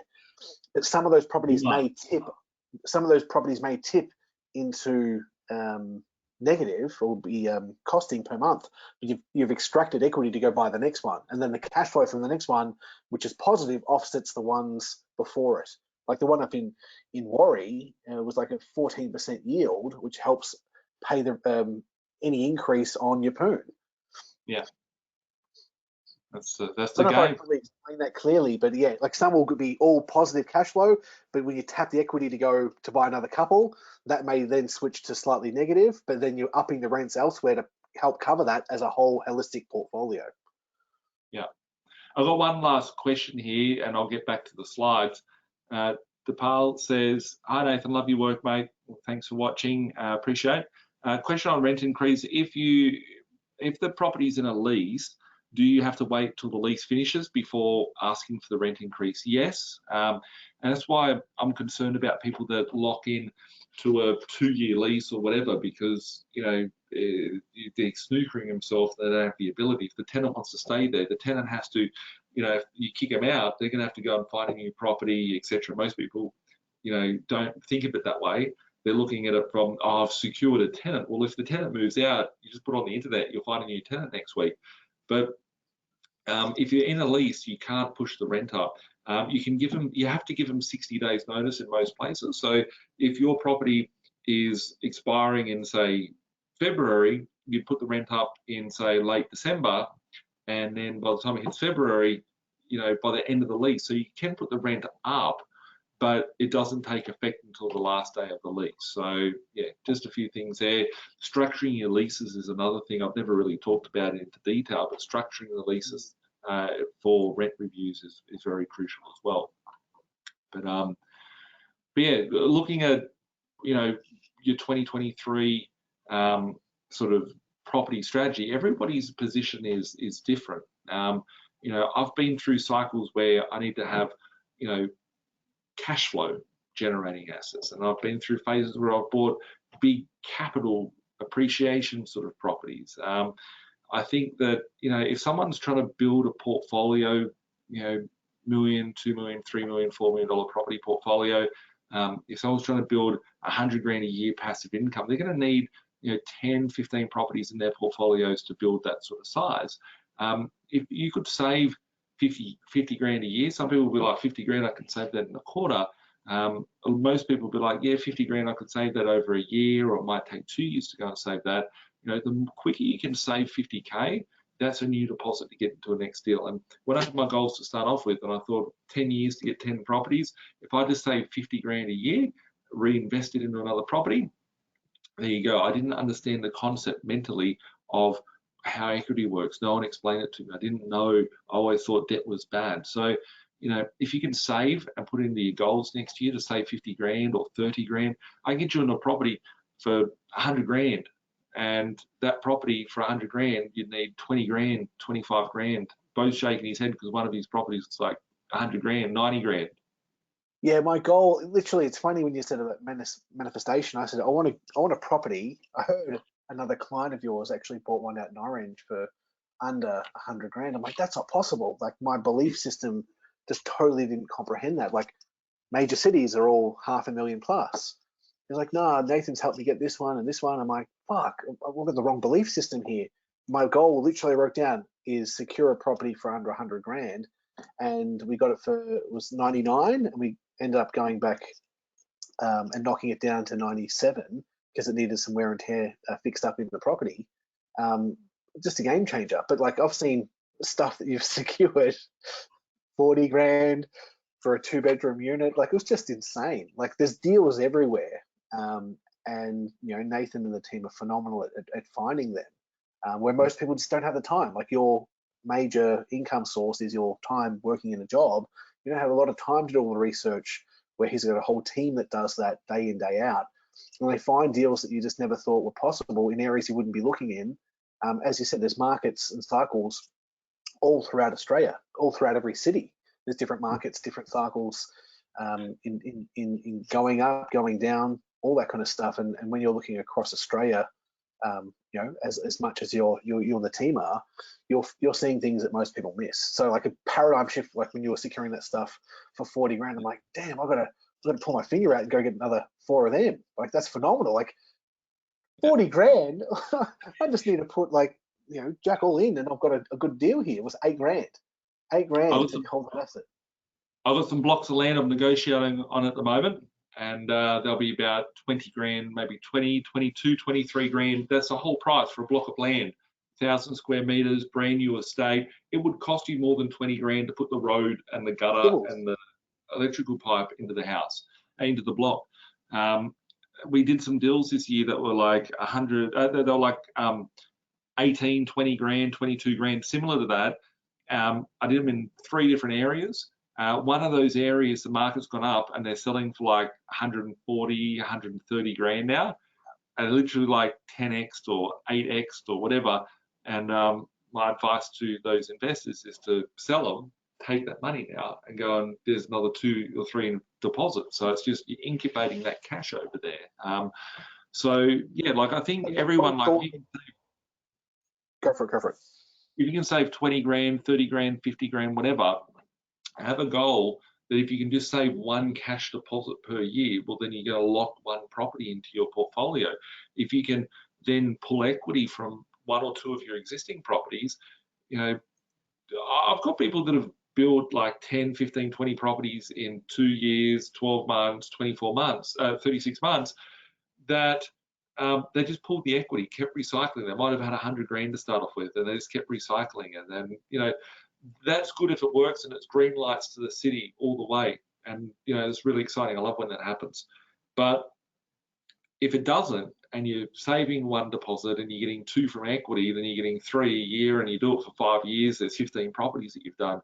You know, that's the sort of stuff and the inputs that you need to put into your goals and into your strategic planning for the year ahead.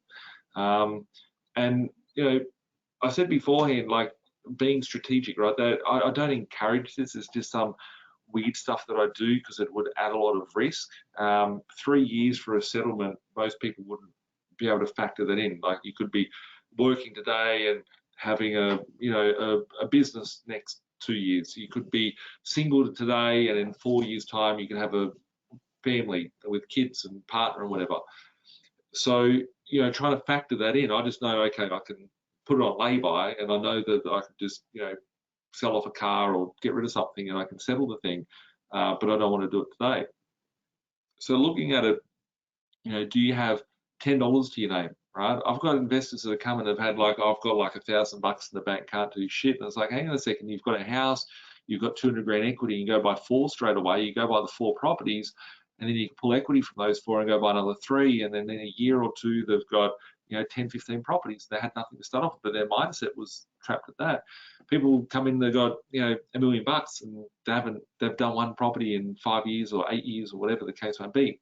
So, you know, working out what is your goal and what is your strategy. If you know where the end goal is, you have a 5-year plan, you have a 10-year plan, you have a 20-year plan, you can reverse engineer that and then build out your yearly goals, which, you know, form a part of, you know, being able to go and, you know, hit that. I look at my goals more like a to-do list than what I do as a, more of a to-do list than, you know, as a goal.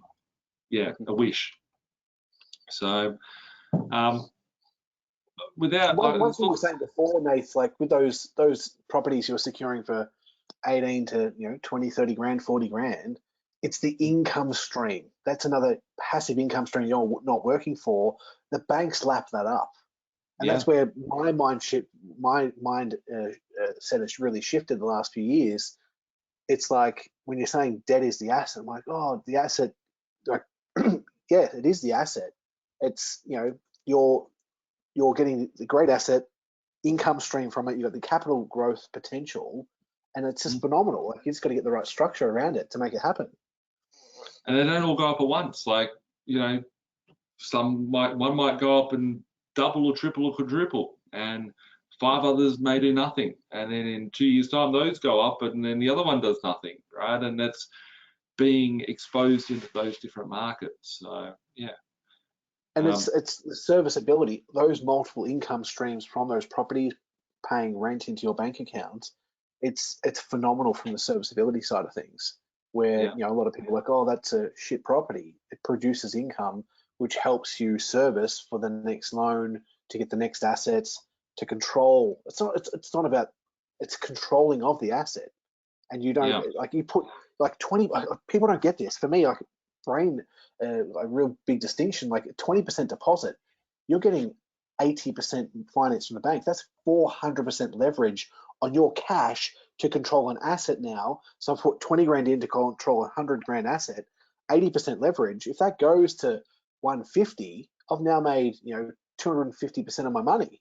My 20 grand in, selling it for 150 minus the 80, I'm left with a big pocket of cash. Most people don't get that, and that's like a huge opportunity. When the banks were giving loans 10% deposit, 90% financed, that's 900% leverage to a stable asset that people trust. That, you know, it's not shares, it's not like that. It's a stable, secure asset. The banks love it. And now last year you were speaking, they were offering 5% deposits, 2% deposits. That's like 4,800% leverage. It's phenomenal. It's crazy. Like, it's crazy. Most people don't think like that, to go, geez, the bank trusts me because I've got a secure asset that they believe in, that they will lend against it. And if it increases, like, some of the properties we bought, one in, um, it was Coleroy Beach in New South Wales, where the houses got washed away.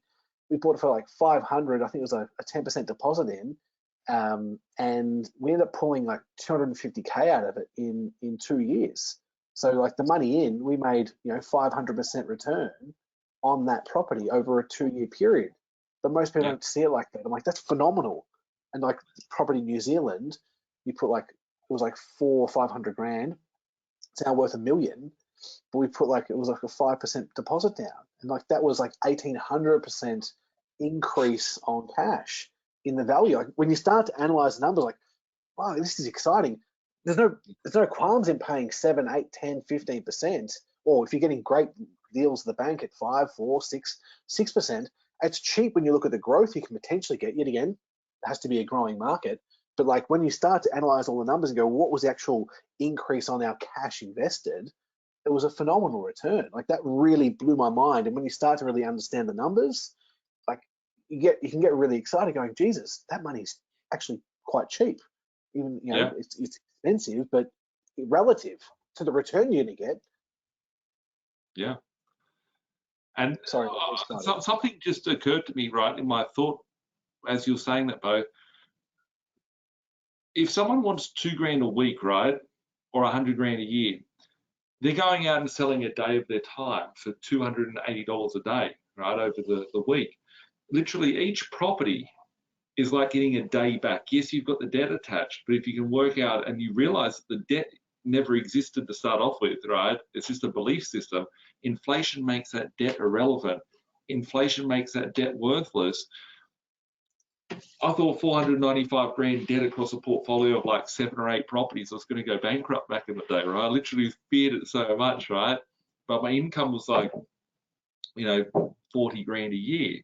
And I realized, like, I never even sat there. Still to this day, I never sat there and go, okay, I'm on 40 grand a year. I've got 7 properties that might bring me in 80 grand a year or 60 grand a year. I didn't look at it from that perspective, right? But if you break it down, that if you get one property's income, yes, you've got the expenses attached. That's the next step of working out how to remove those expenses one by one and running it as a business. But that one day's worth of work is covered from that 1 week's worth of rent. So you just need to scale it out and plan. So yeah, I'll flick through these. I've got a couple of little notes here to talk about on each one, like the benefits of setting goals. Like you need to be conscious of it to be able to manifest what it is. You setting goals is you telling the story of you being excited by you going and getting what you want out of life. And I think most importantly, it starts the creativity in the mind, and the creativity starts taking you to places to go, okay, cool, this is what I want to do, this is what I need to do. I think in the process of setting goals, it recalibrates you from sort of not being where you're at and then going, okay, cool, I need to make a few adjustments and I'll expedite myself to get to that position. So I think it's good for your mental state as well, because you can push yourself and see where you're going to. These slides here, there's a few slides here that we want to go through, which I'm going to leave this to Bo to talk about on these ones here. So you can't see the slides, can you, Bo? No, I can. Oh, you can. Okay, cool. Yeah, so there's a lot of different philosophies around how to set goals. You just want to keep it simple. We follow the SMART, the SMARTer. There's different ways you can go about it. We follow the SMART goals process: SMART, S for specific, M for measurable, A for action orientated, R for being realistic, and C setting a timeline on it of when it will be achieved by.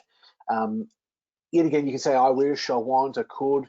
So if you go, hey, I want to purchase 2 more properties by the end of March 2023, the 28th of March, that's being more specific.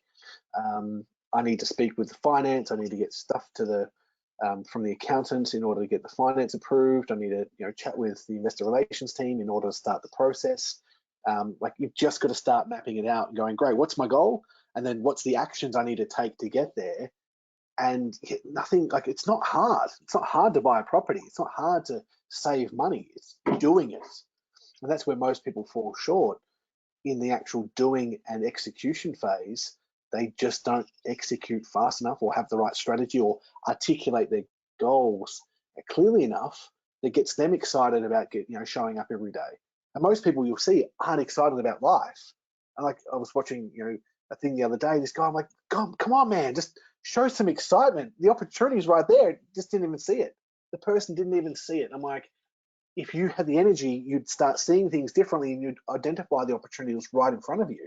So when it comes to setting specific goals, what is that for you? Is it a specific, a weight loss goal, property, finance, a certain debt goal you want to get to have X amount of debt against your property, an X amount of properties you want to have in your portfolio? You've got to be specific with a tangible, date, time, and number. Measurable, well, you've got to measure, is it established criteria that you can measure?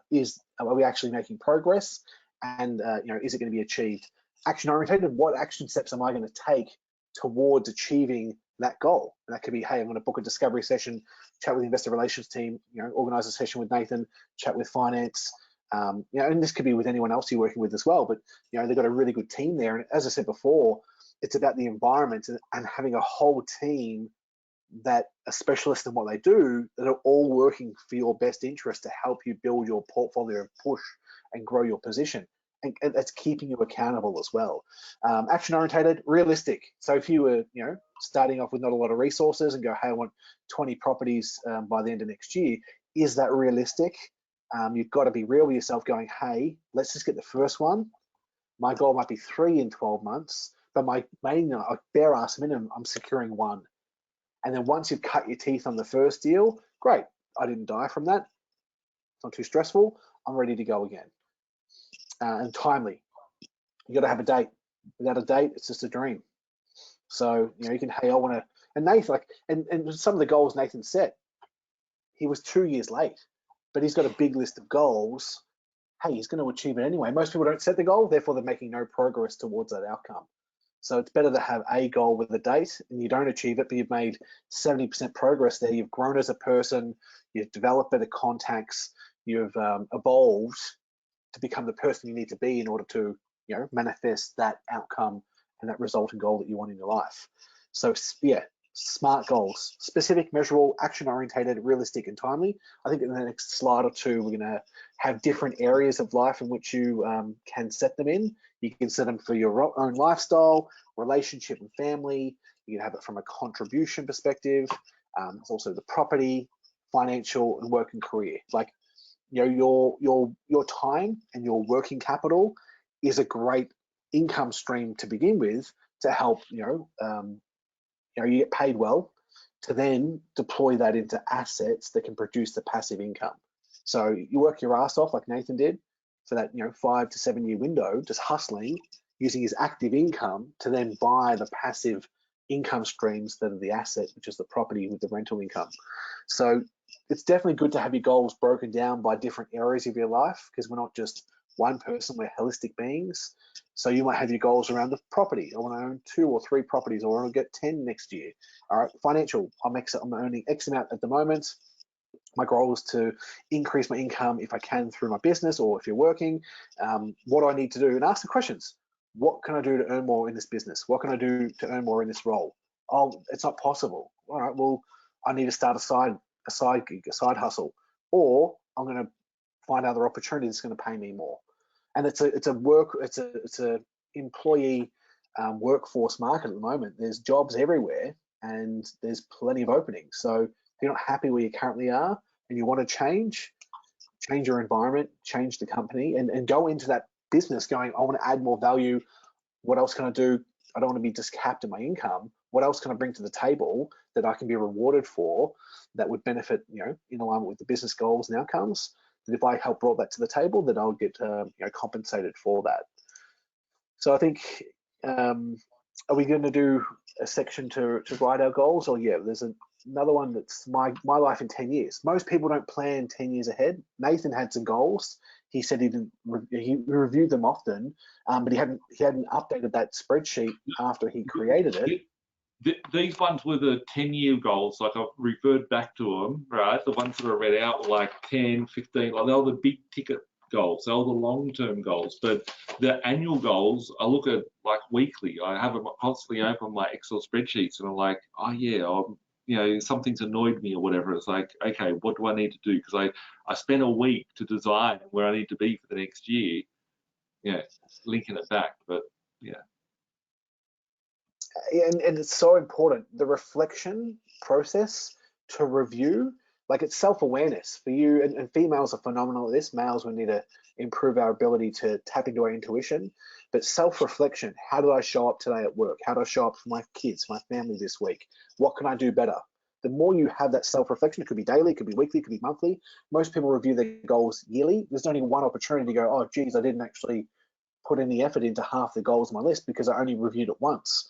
If you go, hey, I'm going to review it once a month, then you go, hey, I'm making progress on it. If you review it weekly, then you're seeing it. If you've got it in front of you on a spreadsheet daily, because we've got the ability with our browsers now to have 30 tabs open, have one with your goals open that you can review. And if something inspires you, hey, I want this or that, or this could be a lifestyle one, or this could be a goal for 10 years. I like that. I wish I want that. It could be something just to strive you towards that. You may not in the end, like with Nathan, like he had all these great cars and toys, and like they mean fuck all, or they mean shit to me. They were nice to strive towards to get, but once you got it, like it's not fulfilling. I'd rather go do what I did to get me there and go do some more deals. So I guess Carol would like to put us on our spot and share with people some of our goals for next year. Did you have any goals that you'd set? Like it is a bit early for me to set my goals for next year because normally I spend the later part, normally in December, I spend that time. Well, yeah, like some of my highest values is growth, personal, business, career. So like for me, I used to read books, but I'm a slow reader. I've read like 600 physical books. It took me years, but now I'm on Audible. I can consume, a book in a few days. So my goal is 2 Audible books per month, Audible. It could be biographies, business, personal development, psychology, investing, money. It's just inspiring me, positivity. When I'm at the gym, training, walking the dog, going to the park, etc. Another goal for education is to listen to 3 podcasts a month, so 36 per annum at a minimum. I research the content in Birch feed that Nathan sends through. I watch the Facebook lives and the monthly webinars. I just make it I love staying plugged in because you don't always see him. He's always busy working. But I'm like, hey, if I can get some inspiration from him on a weekly basis, keeps me focused, keeps me plugged in, keeps me on the straight and narrow. I want to attend a couple of business conferences next year on marketing, sales, leadership.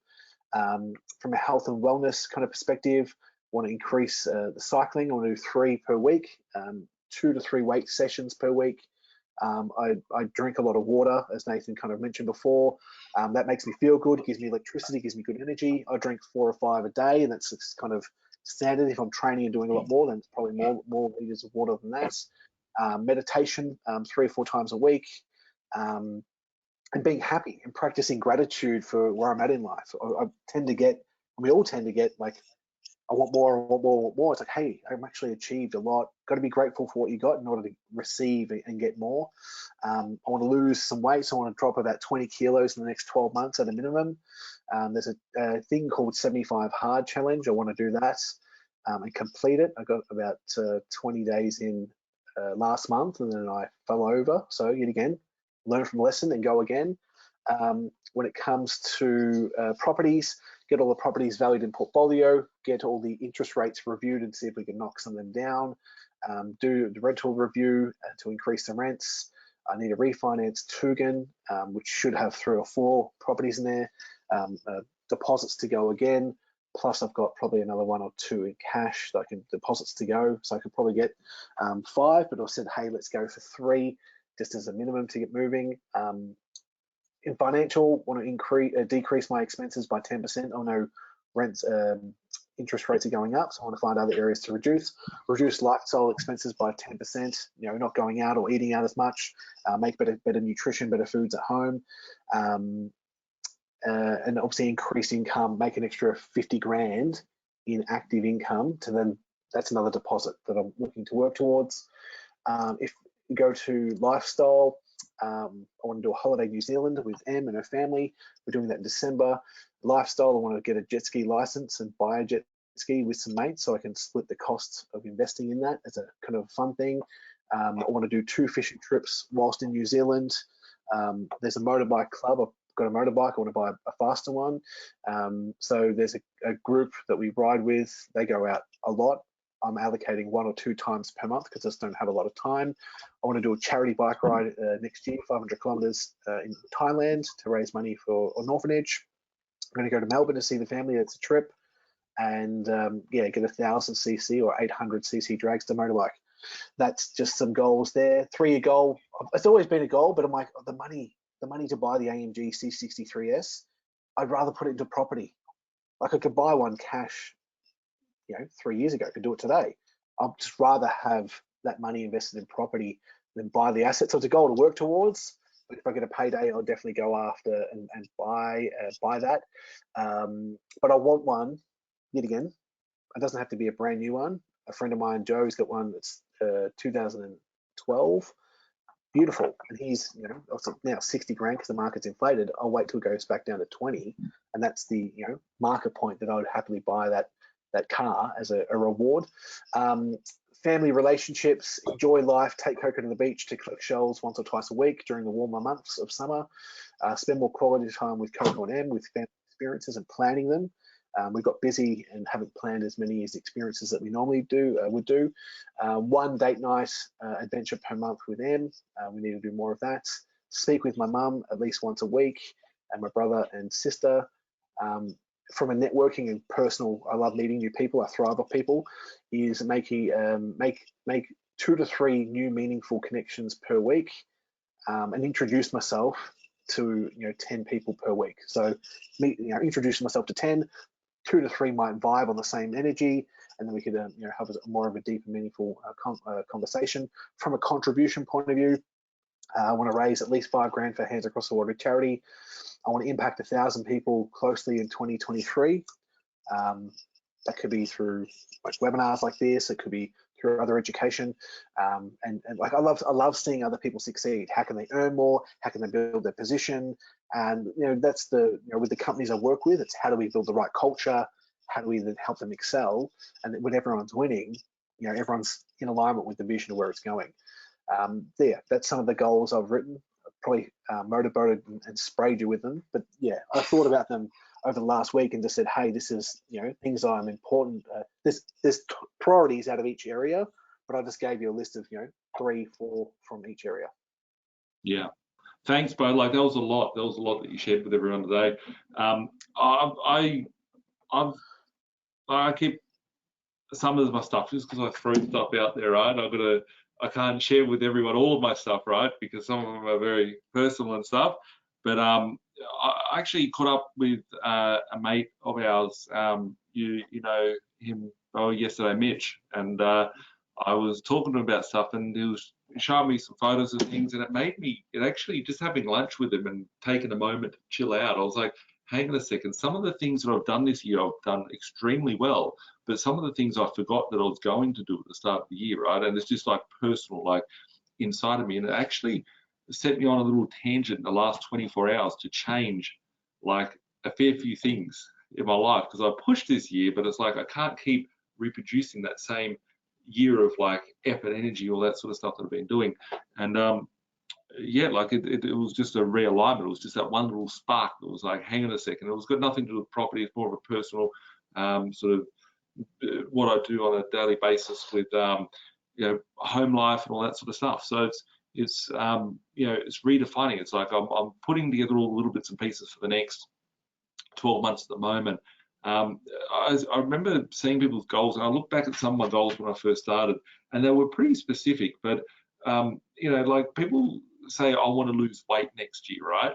And you know, losing weight, it's like, how much weight do you want to lose? And I actually started breaking them down. Like, one of my goals this year, I actually worked out what weight I was when I was happy, right? And then I was like, what size clothes did I fit? What size undies did I wear? What size pants did I wear, right? It's like, I want to be able to fit in those clothes this year from the actions that I do. And I'm breaking down, okay, well, what sort of things could I do? And the actual actions of how many days will I walk X amount of Ks? How many days will I go to the gym? I actually got the shits with a few things. So I went and built my own gym this year at my new house, right? And it's breaking it down. I think that the more specific that you can be, like everyone can be, the more successful, because then they can hone in on what they need to do. But some just top level things that I'm going to be doing next year. Next year, I'm going to be spending 3 months, minimum 3 months traveling. I was hoping to get on the road by now.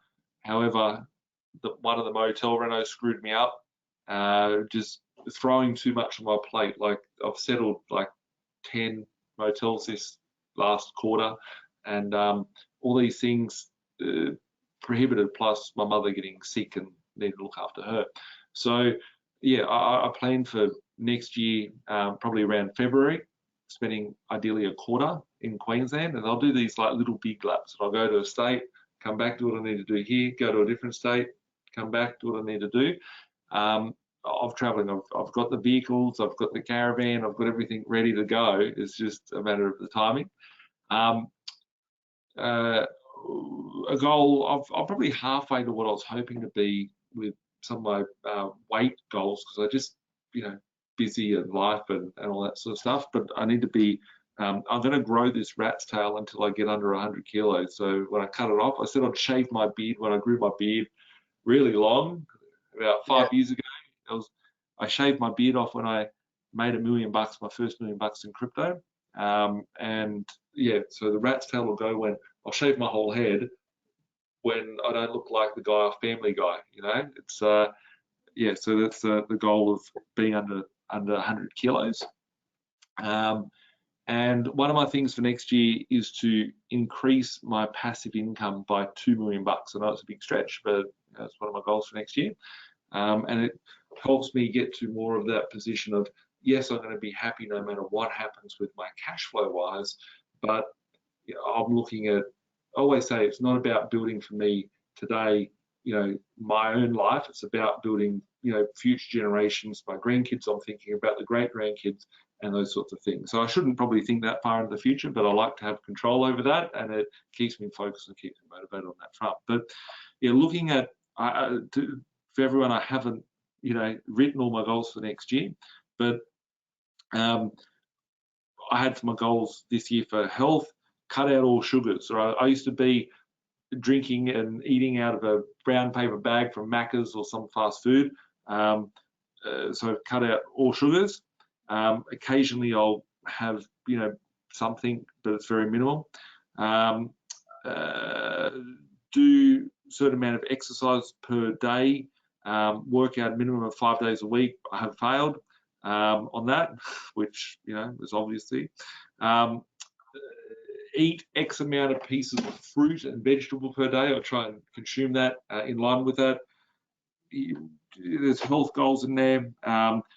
Cold showers, at least 30 seconds, 3 times a week, right? Helps reset your body. I do that. Epsom salt bath once a week. I didn't have a bath in my old house, so I've got a bath in the new house. I do that quite regularly. Certain things, right? Because if you start doing these things, your body will become the body that you want. If you start taking the actions of, I've got all my financial ones and stuff like that, but it's not that exciting. I've literally got like 500 goals here on my list for this year. But I break it down to the action steps, basically down to the action steps, and that becomes my Bible for the year of the things that I do. If I do that, then I'll be fulfilling the person that I wanted to be the year prior. So, yeah. So I'll leave it on that note there. I can see where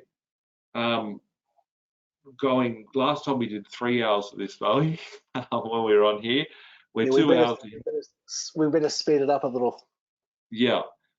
There's been some slides that we were meant to, I was going to share these with you. So I was trying to copy them and paste it, but I couldn't paste the link into the description. So I wasn't able to share these things. But I think a lot of people could download them when they registered.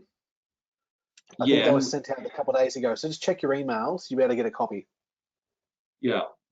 This thing here, like, this is just an interesting thing, right? So this is just for an interactive session with everyone that I was going to do, which I think when I deal with our investors on a daily basis and I do a map session, I want to have all this information filled in. The reason why I want all this information filled in is because I can look at everything on a piece of paper and it looks like, you know, clarity around, okay, who is this person? How old are they? What does their super look like? What are the opportunities? What can they do? I was talking to someone the other day about super, and the person was like, oh yeah, I want to know about super. Can you give me some information about, you know, how it works and all that sort of stuff? But I don't have you know, I don't think it's right for me. And I said, look, you know, if someone was to, you know, have 200 grand in their super, they buy 2 properties, 3 properties, those things go up over the next 15 years, you know, technically they could possibly sell those properties off at a very low tax rate, take the profit at retirement age, and then pay out all the debts on their personal portfolio. And that's a part of planning out for that 10 years for the investor. Understanding, you know, when you bought a property, as it performed. If you bought a property in 2005 and you bought it for $1 million and now it's worth 500,000, it's, you know, there's nothing there that you can really do. It's a bad choice. If you bought a property last year and it's doubled in value, if you bought a property 5 years ago, it's doubled in value. How much servicing do you have? I can tell from looking at this information. Like, it's like getting a blood test from your doctor. I actually went and got a blood test yesterday to try and, you know, just make sure everything's okay. It's been like 15 years since or 12 years since I've had a blood test. So hopefully, you know, we're all good. But it's like getting a blood test and looking at all the vitals and going, hang on a second, you know, this is where the opportunity, I can look at that form within a minute and then go, okay, bang, bang, bang, bang, bang. This is where the issues are. This is where the future is. And I think going through that exercise and knowing that, you know, is important. A lot of people don't have that information. So if you do, you know, want to have help, right? And this is a free way that I can help you guys, you know, download the forms. Tanya just said here, yes, they are on the email. So you guys should have these forms. Write down your goals, write down what you're trying to do for the next year, write down where you want to be in 10 years, fill out your details here, send it back. If you want to send it back to my office and myself and my team can have a look at it. I can't call everyone and say, oh, here's what you need to do, but my team, I've got 7 investor relations staff, which is basically my customer service to the community. You know, they can have a look, point in the right direction, look for the opportunities in there, and we can put you in the right direction. Once you've got, you know, the knowledge of where you're going, right? So this is where you're trying to go to. This is your overall business plan, the where to. Once you work out where you're at, then you can start drawing the pieces and going, okay, this is how we get there. That's how we achieve this. That's how we achieve that. That's how we achieve that. I can't help you on your spiritual. I can't help you on your health. I can't help you on those things. But when it comes to the financial part, that's where we really excel. So I'll leave that as some homework for you guys today in order to set some goals. I had a look at last time when we did this, and I saw some properties that were they're not there, right? They're not there. It should have the price on the side. I don't know why the price. I think there's some towards the bottom that have. Yeah, I've got it here. So this property here was a Sydney property for 295 grand, value at 410 at the time. Like when we did our last presentation, that was probably 2 years ago. Would it? 2020, yeah, December. Yeah. 395, 600 grand, 310, 400. This one here was in This is a property that was available. It was $74,000, right? $74,000. So people could have done a deal, right? People could have done a deal at the time, and it was 74 grand. Value at the time was probably about 110,000. You can't find anything under 180. It's a cheap day in this market. It's in Queensland. Rent was $220 per week. Rent in here's now for 300, 320, so it's like 80 bucks up. You know, these are the sort of things that people could have retired from. People did make big moves on this stuff. One of our clients, I think, bought it. Yeah, this one here was a property that someone bought for 200 grand, revalued for 255, rent for 320. And that was back in 2020. This investor that bought this recently revalued this property for 400,000. So it's literally doubled in that 2-year period. And rent on it, I think, is about 400 bucks a week. That's in the heart of the Gold Coast, 2-bedroom unit. This one here was, yes, 65 grand. Previous sales were 500 grand. We bought it because it was rented for 375 per week. Currently, rents in this complex is 750 bucks a week. The purchase prices there now are 200 sort of level, and they're on the way up. So that property's sort of kind of doubled, tripled, quadrupled in value in a period of 2 years. So, you know, people say it's not possible. It is. This here's a house on the Central Coast for 380 grand. At the time of purchasing, 500 grand, so it was like 100 grand below. The current rent was $400 per week. You can't find anything here for under 600 bucks a week rent now, and you can't find anything to buy under 800 grand. So, you know, just these were properties that we were sharing with people 2 years ago. This is where they are in the future now. This one here, someone that should be probably in this tonight. Someone said that that's their property back there, right? I'm pretty sure we spoke about this the other week, right? They said, thanks for sharing it. I bought a few, so I don't know whose unit specifically, but there was quite a few in there. But yeah, this one here, purchase price 285. Look at that, right? That's a nice modern looking property. Comparable sales at the time were 350. And each of these properties, I threw them out on a webinar, and people bought them and people didn't buy them. And rent on at the time was 380 to 410 per week. This is literally straight off the slide from last time. This thing here would be worth 600,000 now. Rent on it would be 600 bucks a week, easy. And it's literally doubled in that period of time. Like, this is just time that's gone by. This thing here is in the Gold Coast. It was in, or it still is in the same place. I'm pretty sure this one's in Coomera on the Gold Coast, so a modern 3-bedroom property, 265 grand. I said at the time, 330 grand you could revalue it for, and it was rented for 370 per week. They're selling for 550 in this area now. So 265 to 550 is literally double. Rent on it 600 bucks a week now. Rents have gone up. So if you bought it for 265, rent it for 370, now it rents for 550, 600 a week. That's positive cash flow that you didn't have that could have helped you reach some of those other goals. So this one here, purchase price 245, comparables 350. I don't know where it is. I don't know where this one is, guys, so I don't have the answer for you on that one there.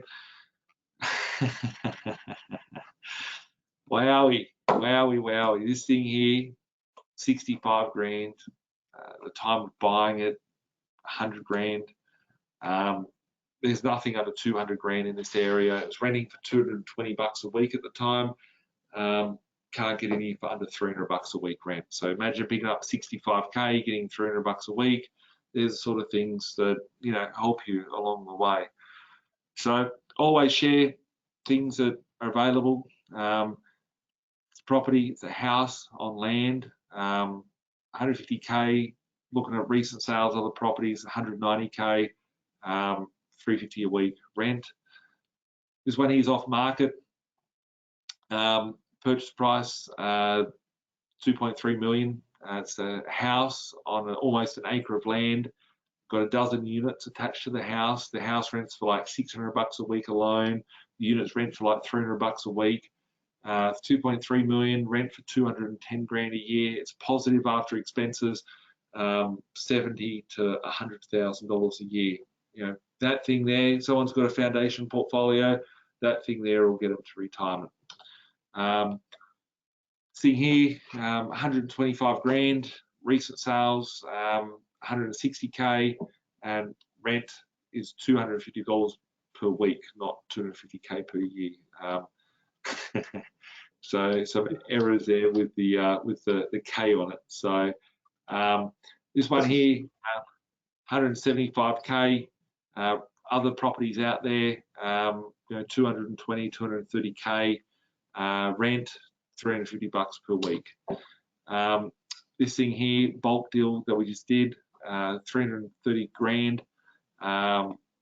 Valuation, this is an actual valuation from CommBank, 397K, rent $350 per week. So good equity, good growth properties. Who would have thought you'd still find these things in Sydney? This unit here, 310 to 390. These things are available. These are what I've just bought for my investors. As of yesterday, they were available. So yeah. This one here is a duplex, 420 grand. House just sold a few doors up from this, of similar build, for 495 grand. This rents for 650 a week. Yeah, that's what's out there. On that note, I noticed that a lot of you guys have been sending in questions, and we're going to go and answer some of these questions now. There was a similar video that we did with this, more interactive. I feel like last time, though, we went more interactive with doing goals and stuff, but today I think we did something very different that a lot of people got a lot of value from. I've seen the comments here in here. So I'm going to answer some of these questions. You can book in for a discovery session with my team, as I said beforehand, and have a chat with the team, see what you can do with your goals. Question here, work closely with them. Like, they're in your corner. They're there to take your phone call. They're there to help you get clarity. They're there to, you know, be a cheerleader for you to go, hey, you can do this. Let's knuckle down and get it done. And then they can hold you accountable and check in with you every few months or once a month. You know, if you're actively, you know, wanting to push hard, and they can really hold your hand, because it's just holding your hand, walking that path you never walked before, having someone support you in your corner when you're making steps outside your comfort zone that you're not fully you know, confident with. You got someone to really back you up and go, yep, it's all a part of the process. Yeah, you might face some hurdles. It's all a part of the process. Yep, we'll navigate this, we'll navigate that, and we'll get the deal done. So yeah, highly recommend it. They're all great in the investor relations team, and they're all focused on your best interests and helping you achieve your goals. And most of them are investors that have come to us with no properties and got, you know, half dozen properties in their portfolios now. So yeah, active investors, yeah. So active walk that path. They know everything in regards to walking the path themselves. Yeah. Michael just said here, is there a sweet spot for lenders' mortgage insurance if you have less than 20% deposit? Like, is there a huge difference between 90 borrow or 85% borrow? Without, you know, suggesting for any, you know, government department that would like to pull apart my videos and say I'm giving finance advice on this, I think that once you go to the mortgage insurance, there makes no difference between you get an 85% to a 95% loan, you're still with mortgage insurance. The reason why I don't like mortgage insurance is because you're inviting the mortgage insurance company into the table to take a seat and then enter in their terms of the deal, which do complicate the deal and do hold you back a little bit more. So I do occasionally, I'd probably say out of the billions of dollars of loans that we've written over the years, there might be like 2%, 1% that would have in mortgage insurance. I spoke to someone yesterday for the first time. They may be watching today, and that investor that I spoke to yesterday has bought 3 properties, and they thought they could only buy 1 or 2, and like, Birchie, I want you to get me, you know, dozens of properties in my portfolio. I want to get out of the job. And I said, look, let's get there.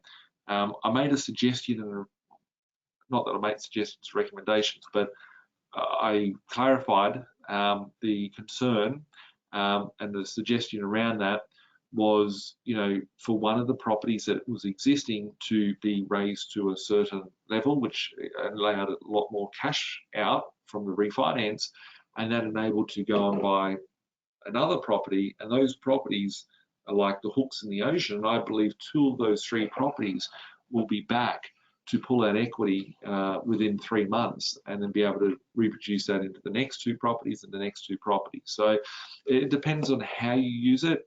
A gun can be used to protect you, or it could be used to kill you, right? It just depends in which way you're using it. And I think that, yeah, it's important to understand, you know, the benefits of it. In a lot of instances, it's not a good thing. In some instances, it can be a good thing. So, yeah. But to answer your question in short, once you enter the LMI, I don't think it makes any difference. You're at the table drinking from the bottle, so then just load it up as much as you can. Just my view. Someone here said it's tough if you have a partner that's not completely on the same page with goals and views. But I think it's important, you know, like, we all come from all different walks of life. We've all got different upbringings. You know, you might have, you know, I always think it's interesting, right? There's a story of the two kids, right? There's a dad that's an alcoholic, and you've got the 2 kids. One kid is an alcoholic, and their excuse is because the dad was an alcoholic. I'm an alcoholic. The other one is because I don't want to be the alcoholic. And, you know, the society, you know, pushes us into a position where we have beliefs, right? Whether it be from TV or upbringing, or, you know, whatever it may be, and identifying what the, you know, why, you know, digging deeper as to why are we, you know, not investing? Why are we not doing this? What may be the case? I think the goals combined, like, if you've got a partner, if you've got a spouse, if you've got whoever, if you're on that same page, it's important to, you know, make sure that you're a partner on those goals and on those dreams and on those visions. Because if one person is, you know, going over here and one person's going over there, it's you know, you're going solo. And, you know, I've seen people achieve really cool things, even if they've got a spouse that isn't, you know, on the same page, right? So I don't want to hear about that. It's shit or whatever. But if you can try, and the trick is if you can try and get them onto that, you know, that vision, and sort of tie them into that vision, it makes it a lot easier. So, you know, if you've got goals collectively, I think it's important to go, okay, this is what you're getting out of that. If I achieve this in a relationship, then you're going to be able to do this, but not telling them, hey, this is what you're going to get if you help me achieve my goal. It's, you know, working on it together. What are you hoping to achieve? And try and get them to paint the vision and paint the picture as well with you. And I've seen it all too much over the years, which, you know, someone gets to, you know, 2 properties and the other person's put the handbrakes on, and, you know, maybe a year later the person comes back and they're like, oh, you know, I'm not with the person, I need to, you know, I can go and do whatever. But I've seen people, you know, it makes it easier if everyone's on the same page. So, you know, try and involve them as much as they can, and share with them as to why and what they're going to be getting out of, you know, the end result as well, and have their input. Do you have any feedback on that, Yeah, Mo? I think it's aligning the values. Like, you know, everyone's got their personal values and how they've been brought up, but it's aligning the benefits of aligning our values and these goals. We can have a better lifestyle. We may be able to work less. We could travel more. We could retire early. We could have more kids. Like, it all depends on, you're going to communicate their values or what's most important to them. But linking it back to, if we achieve these goals or we build this portfolio, it's going to buy freedom. What's that mean to you? What's that mean to us? It means choice. It means time. It means, you know, walks along the beach could be, you know, freedom to someone. But it's getting their buy-in. They need to have buy-in, or it's going to be, it's still achievable. It's just harder when they second guess or asking probe questions, but I've seen people when they're both aligned, they move a lot faster. There's less handbrakes, there's less questioning. It's like, great, let's go. How do we do? And they value saving money. They value building the next deposit because it's one step closer for them achieving, their values and their goals, which you've aligned. It's like a business goal. We're moving in this direction, and these are the outcomes we're all going to get when we hit these milestones. Yeah. I've got another question here from Alex. Can you see these questions, Bo, or you can't see the question? I can't see them, no. So Alex has asked here, hey, again, a lot of people on YouTube are suggesting that perhaps 2026-ish will bring a distinct downturn in the property prices. Are the two of you positioning yourself to acquire a lot more properties during that period? Thanks again. I don't watch YouTube for property stuff. All my stuff that I do is just my own thoughts, and I like to share what I've learned and what I'm seeing and whatnot. I do spend a lot of time on YouTube understanding other aspects of the economy and different things that are happening out there, and try and put that as a imprint of how's it going to affect everything around. There's so many people that are saying, oh, the property market's going to go up, the property market's going to go down. What is their information based on? And I know that there's some people out there that talk about specific cycles, and the cycles of 28-year cycle or whatever it is that they talk about. Which, all these things, right? The property market or any market is only built up on liquidity. It's literally the only thing that's out there. If there's more liquidity going into the market, well, then that enables these things to expand. If the liquidity is being taken out of that market, then it contracts. It's just like you see that at the moment with the paper assets and company stocks. All the major techs are down, crypto's down, because liquidity is getting squeezed out of the market. But everyone's holding on to property, which is their stable asset. And there's markets that are inside and outside of markets. So we've seen a market boom, and most people have seen double in their properties. We've seen properties there that have quadrupled in the last 2 years. In those properties, some of them halved from where they were, or went down 80% from where they were 10 years ago. So property isn't linear. There ain't nothing that's linear about the property. What happens if it's in a mining area? What happens if it's in an area that is in Sydney and it gets overbuilt with all these house on land packages, right? What happens if the infrastructure hasn't caught up? So you have the outer market, which is the, what's happening globally and the amount of liquidity in the system, but then you have certain things in the local area. So I don't want to get caught up in any hypes, booms, or anything like that. I want to be caught up in finding value and investing in that value based on liquidity in the system. If they take out lots of liquidity from the system, the whole thing implodes, and it's no good for the banks, because a lot of people, I think Bo touched on it beforehand by saying that people, like your property is the value of the bank. When you're talking about debt, it's the asset. The debt is the asset for you as a consumer, but you are the asset of the bank. They don't care about your property. They care about you as being their cash flow, and they have right over your ability to earn income for the future that they can generate from you. So that's where you're their asset. If the system implodes, and then you implode, and then they implode, and the whole system comes down. So it's, I don't buy into the fact. I think that we're going to see something very different, which is a hyperinflation, and that will wipe everyone out. Everyone wants to, I wish my property be worth $1 million. Well, your property's worth $1 million, but your cheeseburger's going to be worth $1,000, right?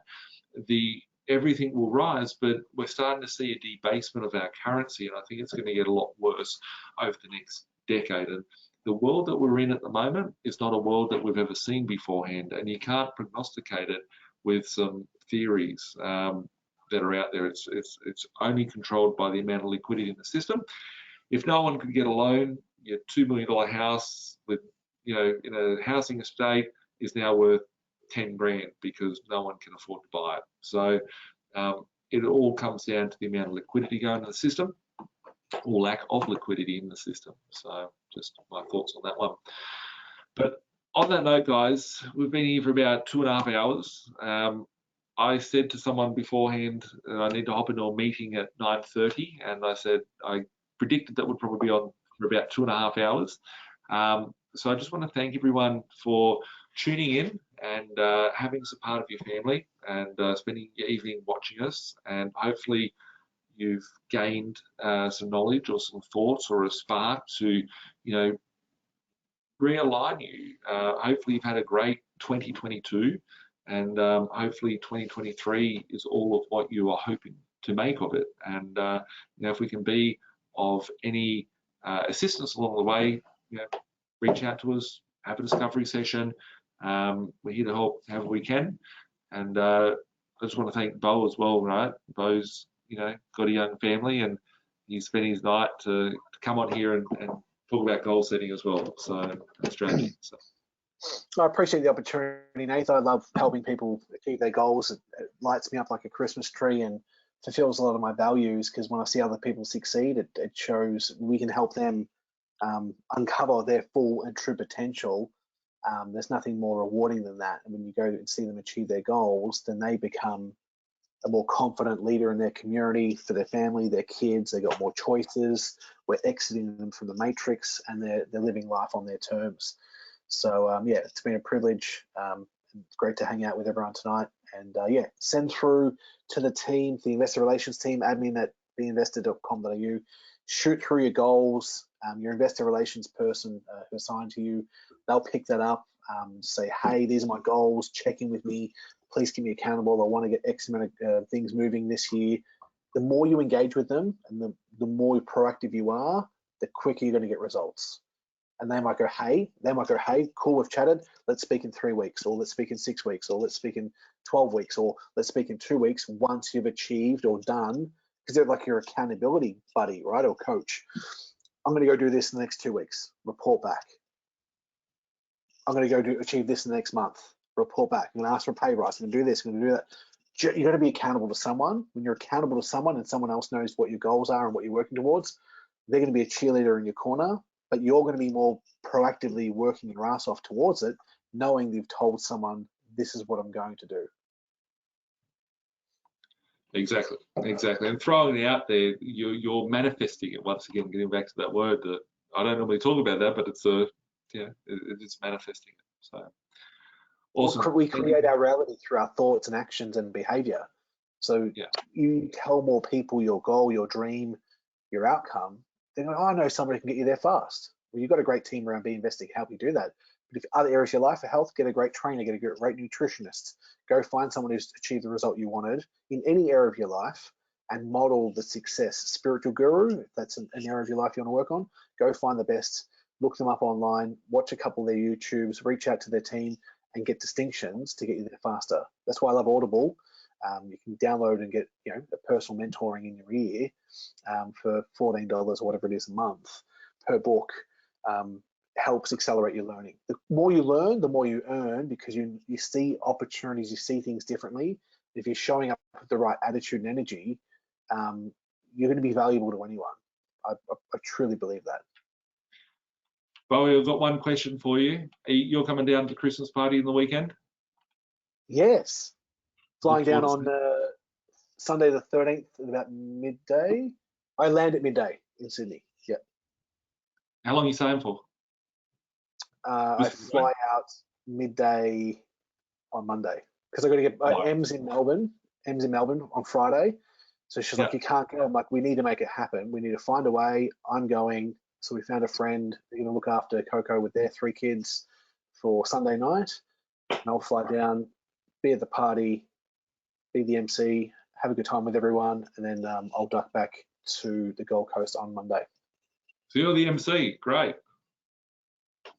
Yeah. Don't even know some of the times. I look forward to it, Bowie, and awesome. Look forward to seeing everyone at the Christmas party if you are attending, and we'll catch up soon. Keep being awesome, and yeah, have a great one. Cheers, everyone. Have a good night. Thanks, guys. Bye.